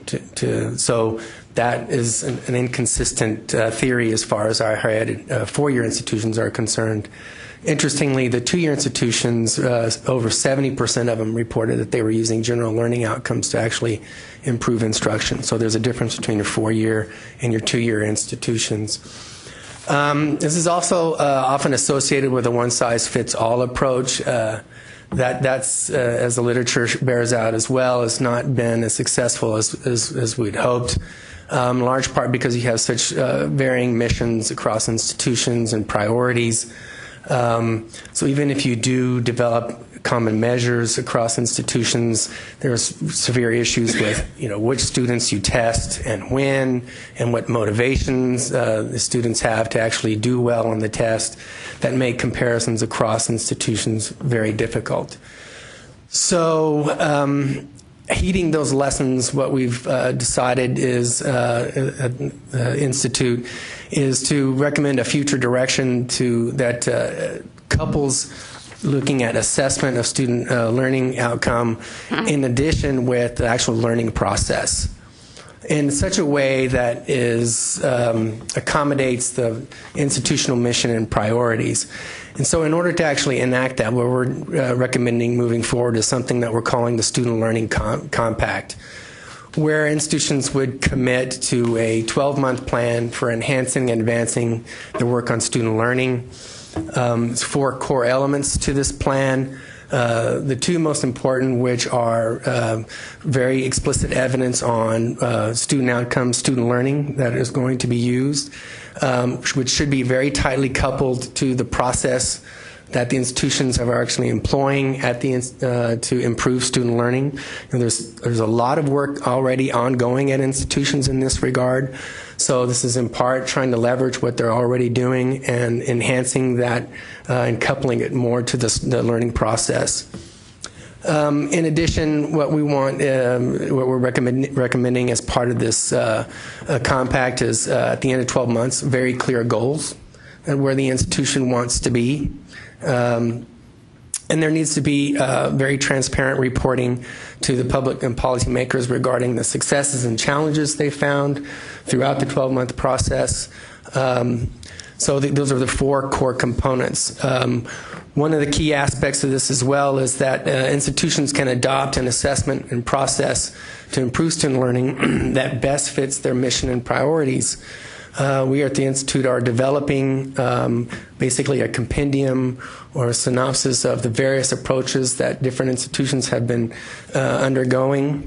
This is meant as a resource that institutions would utilize to help make their decisions on how they want to move forward and how they want to implement their programs under this compact. And then finally, this is a multi-year focus. So we're not just we would not be just asking for a plan at the end of, that would end at 12 months. But this is a long-term plan that consists of 12-month segments moving forward.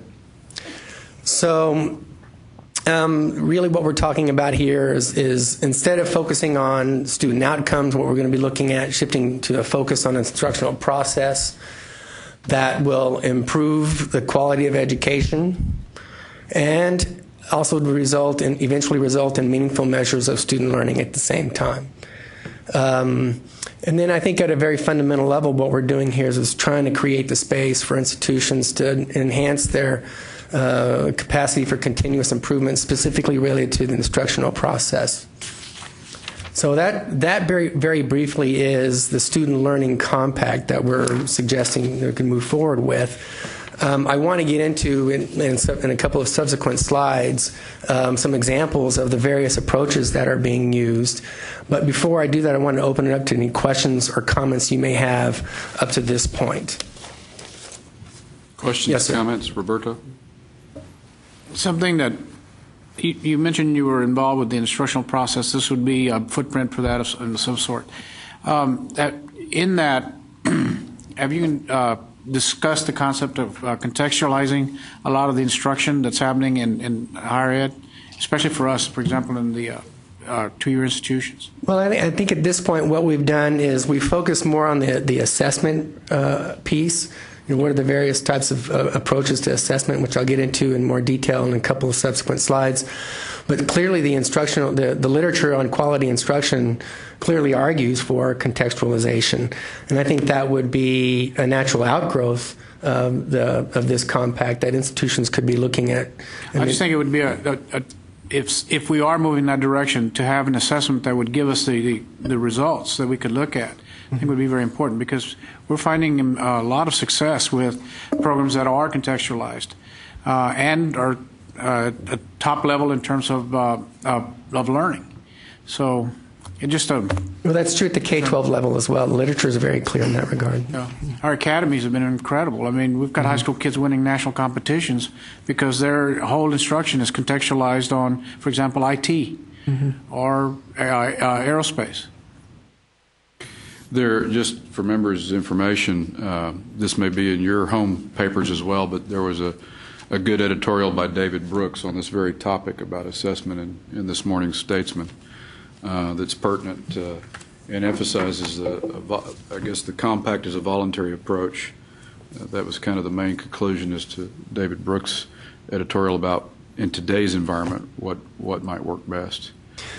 Well, I think whether it's voluntary is an open question, but I think one thing that is clear, what we want to do is utilize this the where we are in the overall state structure of things to make sure that it's clearly communicated that this is a top priority of the state. I mean, I think this is an important issue for a number of different reasons. One is we've got a lot of data, recent data, that clearly indicates that learning at any level is very highly correlated to subsequent earnings at the individual level and economic well-being of countries as a whole. So I think there's been recent research that highlights the importance of looking at student learning in that regard. But also from a policy perspective, the increased focus with efficiency and productivity has given rise to concerns that we're going to fears that we would water down the higher ed experience. So what we're trying to do here is lay the groundwork to sort of allay those concerns and make sure we've got some benchmarks moving forward on looking at credible measures of student learning. We'll get us through the next two slides because there's a lot of data on how you do that. So a couple of the main approaches to assessment are standardized assessments.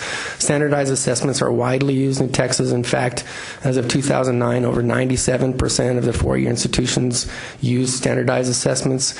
We've got the main instruments here. These are off-the-shelf instruments that are the main players in that regard, but certainly not the only players. In fact, about 10% of the four-year institutions and two-year institutions have developed their own standardized assessments, which they are using, and of course that's as of 2009. Standardized assessments are assessments that students typically take over and above the regular course requirements. That's a key point. The other approach, another approach that has a lot of attention focused on it is embedded assessment, where you don't have a standardized assessment, but you have a standardized rubric that is developed and applied to student work as they go through the higher ed pipeline. So think, for example, about writing. You might have a writing rubric designed to capture the quality of writing samples of students that students actually undertake as part of their regular coursework requirements. That rubric could be applied to samples from their freshman year, sophomore year, junior year, and senior year. And the hope would be that that common rubric would show improvement in writing, which would capture the educational impact that institution had on that student over that course, that period of time. And really, educational impact is really sort of the gold standard. That's the pot at the end of the rainbow, what you're trying to get at when you're looking at assessments. Let me stop you there. Yes, sir. Because as you look at writing and other mechanisms of math or whatever the case may be, if there's a gap in between, do you expect the coursework to take care of it, or will there be other mechanisms for helping those kids address deficiencies where need be? Well, that would be really the discretion of the institution. Now, you're getting into sort of the next slide, but the standardized assessments, there's strengths and weaknesses of these two approaches. The standardized assessments, one of the weaknesses of that approach is that it's the implications for how you would change coursework are not as clear. Right? Because it's something that students do over and above their regular coursework. So you can't tie it directly to what they've been doing like you can embedded assessment. Embedded assessment relates directly to what students did in specific coursework. So the implications for how you actually improve instruction are much clearer with much more direct with the embedded assessment. My last point, and you said that It depends on the institution, and absolutely it depends on the institution. And today, we understand where most institutions are based on a lot of their quote-unquote results, a lot of their graduation rates, and things like that. So it's a matter of trying to, you can do this in advance in terms of there has to be some help, or there has to be filling in the gap. There has to be a bridge to moving these kids to competency. And I think that this will ultimately help us get to higher graduation rates and move the 8th graders that come from high school into college to a higher level. So let's not just think this standardized method, but let's also think about methods of improving and moving them forward and bridging between the two, because each institution has its pluses and minuses in that area. On a reference, Mr. Chairman. Thank you, Jody. I appreciate it. Why don't you touch on those strengths and weaknesses of the two basic Well, I've already previewed a little bit. The the advantages of the standardized assessments is they're relatively easy and inexpensive to administer. Oftentimes these are off-the-shelf items, and there is a sort of temptation to look at the potential to compare across departments or across institutions. However, there are serious problems. It's difficult to actually do so, it turns out, because there are problems that arise out of sampling methods. What students do you test? When do you test them? And what motivations do they have to actually take the exam and do well on the exam? In fact, there's some very credible research that shows that when you look at institutional scores on these standardized assessments, the performance is as much to do with how institutions incent students to take the assessment as it is how much they actually know. So that's a critical issue. The drawback, as I mentioned, is it's difficult to draw conclusions regarding institutional improvement with the standardized assessments. The profile of strengths and weaknesses for your embedded assessment is almost a flip side of that. Right? It's the ability to, once you get the machinery in place for rubrics, the ability to identify improvements for instructional practices are much more direct, much clearer. But it's very difficult to get to that machinery in place correctly. There's inter-rater reliability issues, consistency in scoring, not just between people, but also over time. As I mentioned, you're looking at things that happen over time. Well, the people who are doing the scoring the freshman year may not be the people doing the scoring senior year. Right? So is there a machinery in place to make sure that this is being done well? There's lots of activity in both of these regards. In Texas and across the country. So there's a lot of work going on. This is attracting more and more attention in institutions and associations of institutions as well. So, Lee, do you have a bottom line recommendation for what would work best with Texas, or is the bottom line each institution needs to make that decision for themselves? Well, I think the idea behind the compact is to let's put into place the machinery that within institutions to actually look jointly at the outcomes that they're using and the processes that they have to improve instruction, and start looking at the measures that evolve from that process, so that over time we have measures that actually mean something.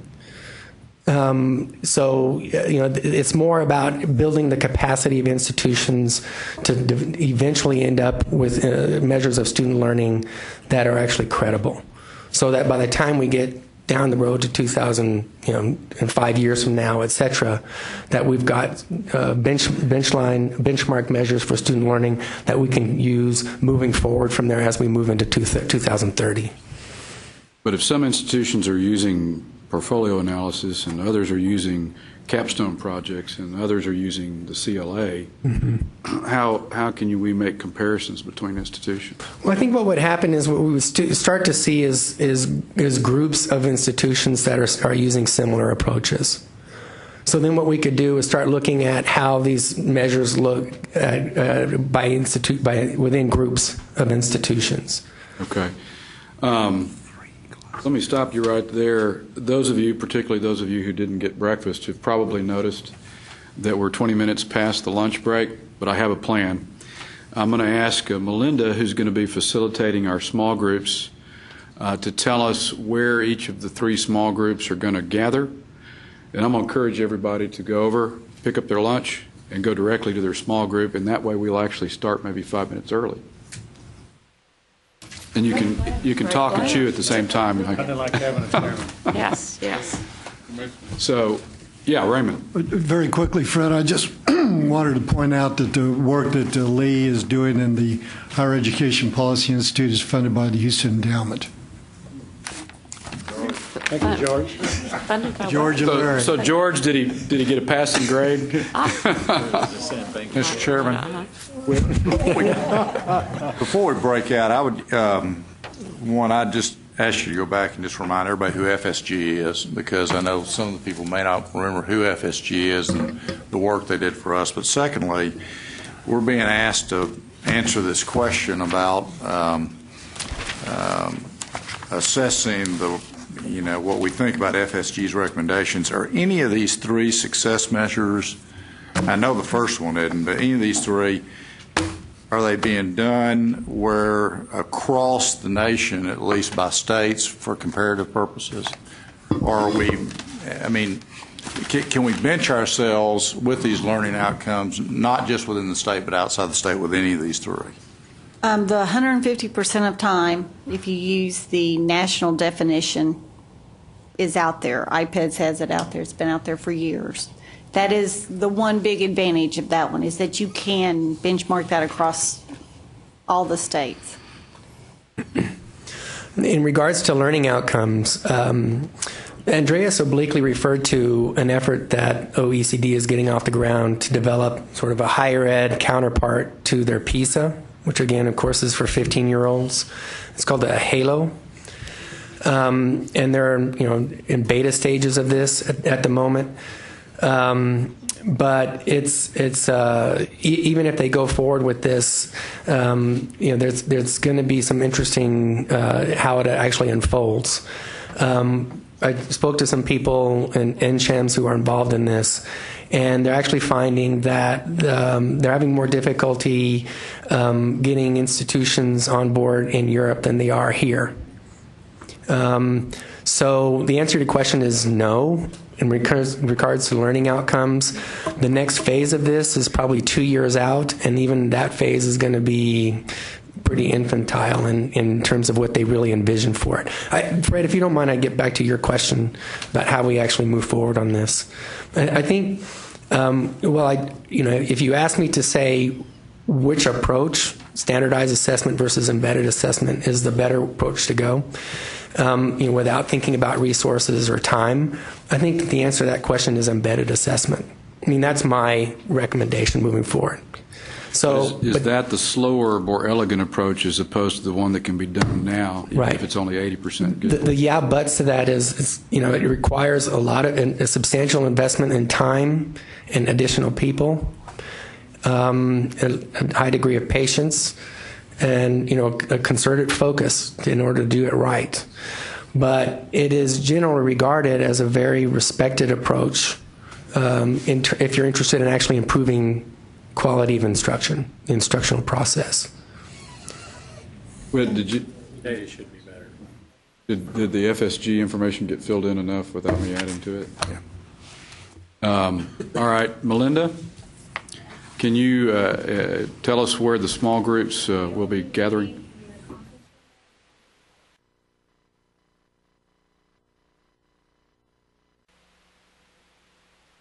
To 34-year-olds. Your cohort has, and we think that it's a better idea, rather than talking about a percentage gain, to talk about a percentage per year. And I think we've calculated with compounding the 1% gain every year, it gets you to about 30% increase.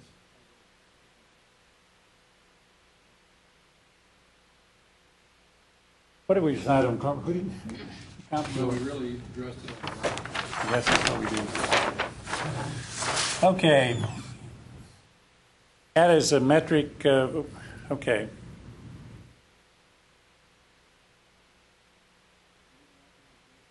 We didn't. How does this, we asked these questions. How does this correlate with the 60% benchmarks? It's good and it simplifies. Brad, you're going to have to talk about that. That's your handwriting, and I don't know where you were going with it. Actually, that was Malone's thing Okay. on that page. But basically, we said yes.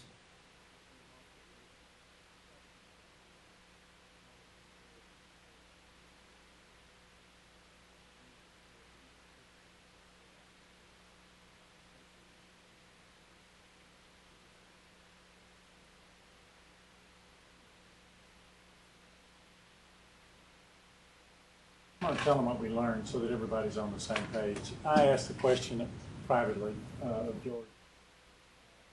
I was looking at the color and their educational attainment, and I thought they were too low. And our percentage of our military is made up of those folks, and I wanted to know whether or not, when they did put their data together, is whether or not they counted, whether or not the folks, whatever they're in, they've got a lot of specialty training, and that's not in there. So those numbers should really be. Okay, I need to go to the next place.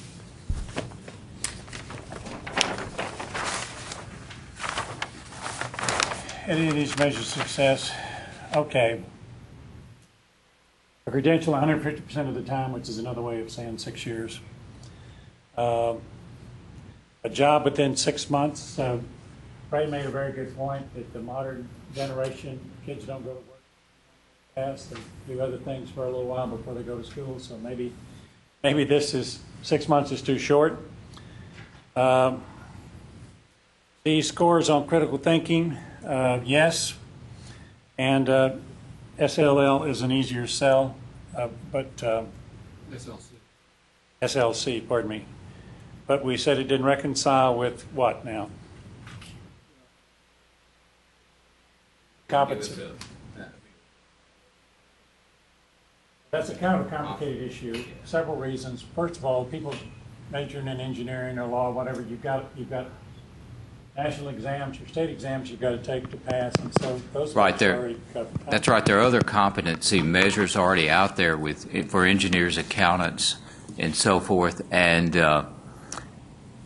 we need to keep those in mind, and exactly how to square the compacts will sell well on campuses and go well and help us a lot on campuses, but as competency measures, they're more complicated. So.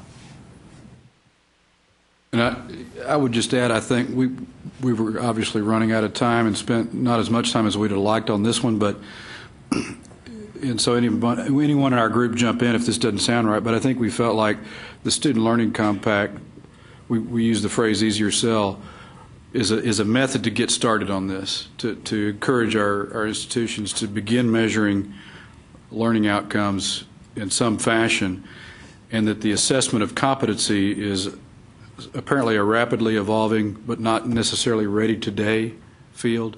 And so this is something that at least personally, I could see changing over the span of the next few years, where the HALO exam that was referenced earlier may be something we do eventually want to incorporate. Well, the way I would say that is that we'd make it a goal for the colleges to do, but we would then allow them to work out the best way for their colleges and their student body, whatever worked better with them. Then in the early days, there's probably a better way to go about it. Yeah. Because one size doesn't fit all in that. It'll be hard. I've heard that phrase. That's it. Done. There you go. You even get a mic. Okay, for our group, the international benchmarking, we said we believed the benchmarking was necessary. We struggled, though, between countries that we were similar to, that we ought to be comparing ourselves. We suggested Canada, Germany, Australia, and we looked at those for strategies and best practices. But the other piece of it is we felt we needed to look at context for global competitiveness. And the countries like Korea, and then we put a question mark because we went through a lot of debates. And we would like to hear more from the people who were on the presentation earlier around countries that are excelling but are similar to us in maybe social, political, and economic structures. As far as the 60%, we felt that was a very challenging goal. We didn't want to go lower, but we feel that it is very challenging. But in order to meet that, we see that the systems are going to have to be addressed from early childhood all the way through, that you're not going to be able to get this benchmarking by just addressing high school or college. As far as incorporating competency levels, we said yes. We need the tools to compare. We thought the PISA test was a tool. At least we'd have the benchmarks, but we didn't know if there was anything else out there. As a metric, the sample ratio so on the 8th grade tracking, again, we felt it was important. The overall emphasis has to be, though, in the whole system. Again, early childhood all the way through. Because when you start looking at that 8th grade level, you've got to have all that preparation before. And we heard earlier about looking at the economic development issues related to the PISA test, relating to the jobs that are out there. From this standpoint, if we don't address those earlier systems, again, there's going to be a huge gap. 3 measures of success by FSG. And this really came from my work with the Community College Association. The Association of Community Colleges is putting together a voluntary framework of accountability, and it's being developed at a national level, and it's putting metrics in there for our academic measures, our workforce measures, and our student learning outcomes measures. And this has gotten a lot of attention from a federal standpoint, and so how can those measures be brought into what we're going to do at the state level? And this is pretty hot information from a community college association level. We just got some draft information last week at the conference. We thought this might be worth a presentation in the future. We also believe transfer alignment between high school and higher education was critical, and alignment of degrees to workforce needs, and then also scores on critical thinking and analytical reasoning. We believe that needs to be done, but I think it ties back to what the earlier group said. This is very intense work. There are a lot of dollars associated with it to move that agenda.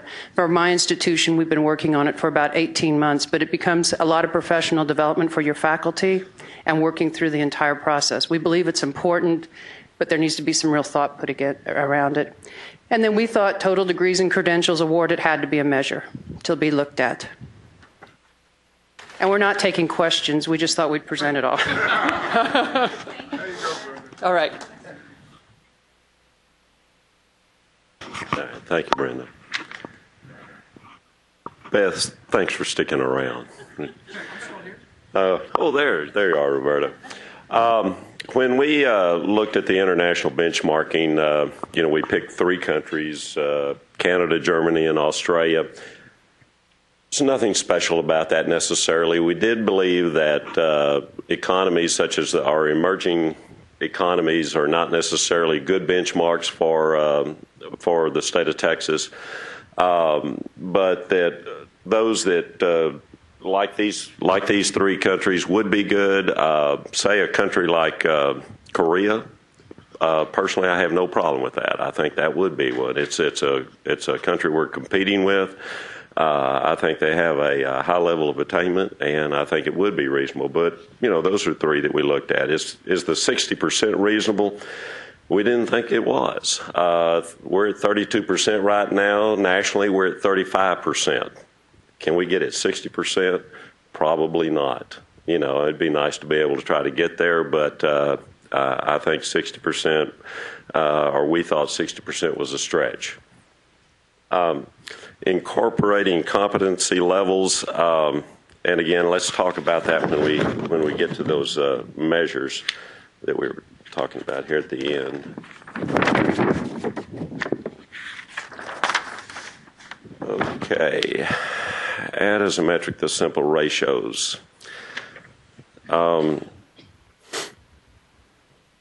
Yes, the answer was. And again, the importance here is to keep the discussion alive. It's got to be a part of this, and if we start dropping, obviously we've got a real issue. And so it is going to be very important to continue to measure that, and that to keep the awareness there. And then the 3 measures of success, we talked about those 3. We felt like that first one, and it gets back a little bit to what Guy was saying earlier. There are certain measures, competency measures for certain disciplines but certainly not for all, and we think it would be very difficult to be able to do that type of measurement for all disciplines. But when you look at the other three that we were talking about, the percent or the 150% achievement of a degree or a credential certainly is a reasonable one to measure.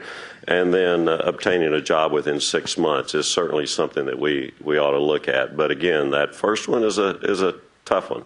Again, there are a lot of measures out there that we can look at, but when you start going into trying to measure every student, first of all, get them in there to take the test after they graduate. Yeah, that's a tough one. And who are you going to get? I mean, do you get a representative sampling?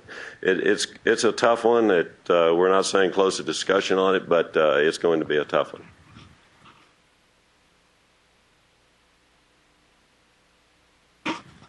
I would just like to say something about the 60%.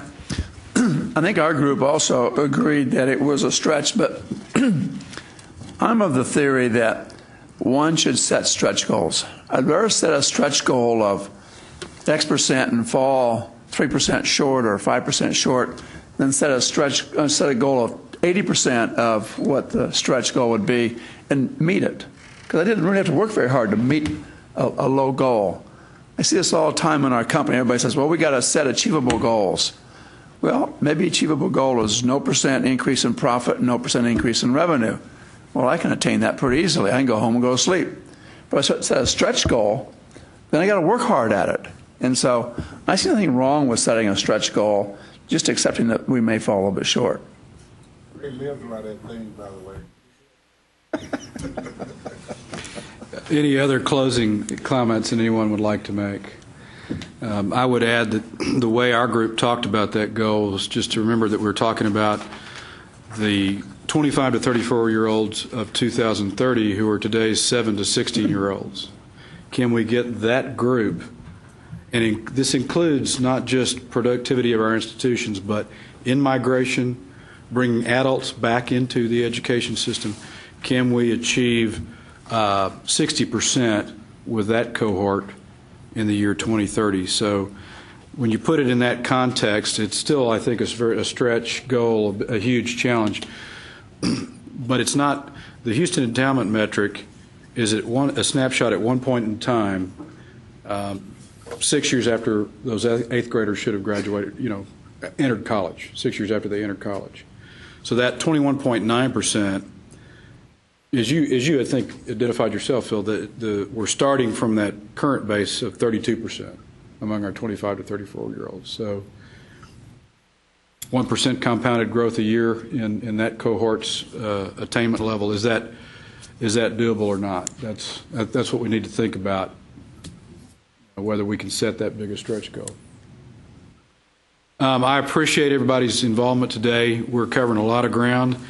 I know this feels a little bit like making sausage, but in the end, we'll come up with the ability to select those vital few, as well as what measurements are the building blocks for those vital few overall goals. So thank you. Feel free to contact me or David if you have any further questions from any of our presenters, want any more data.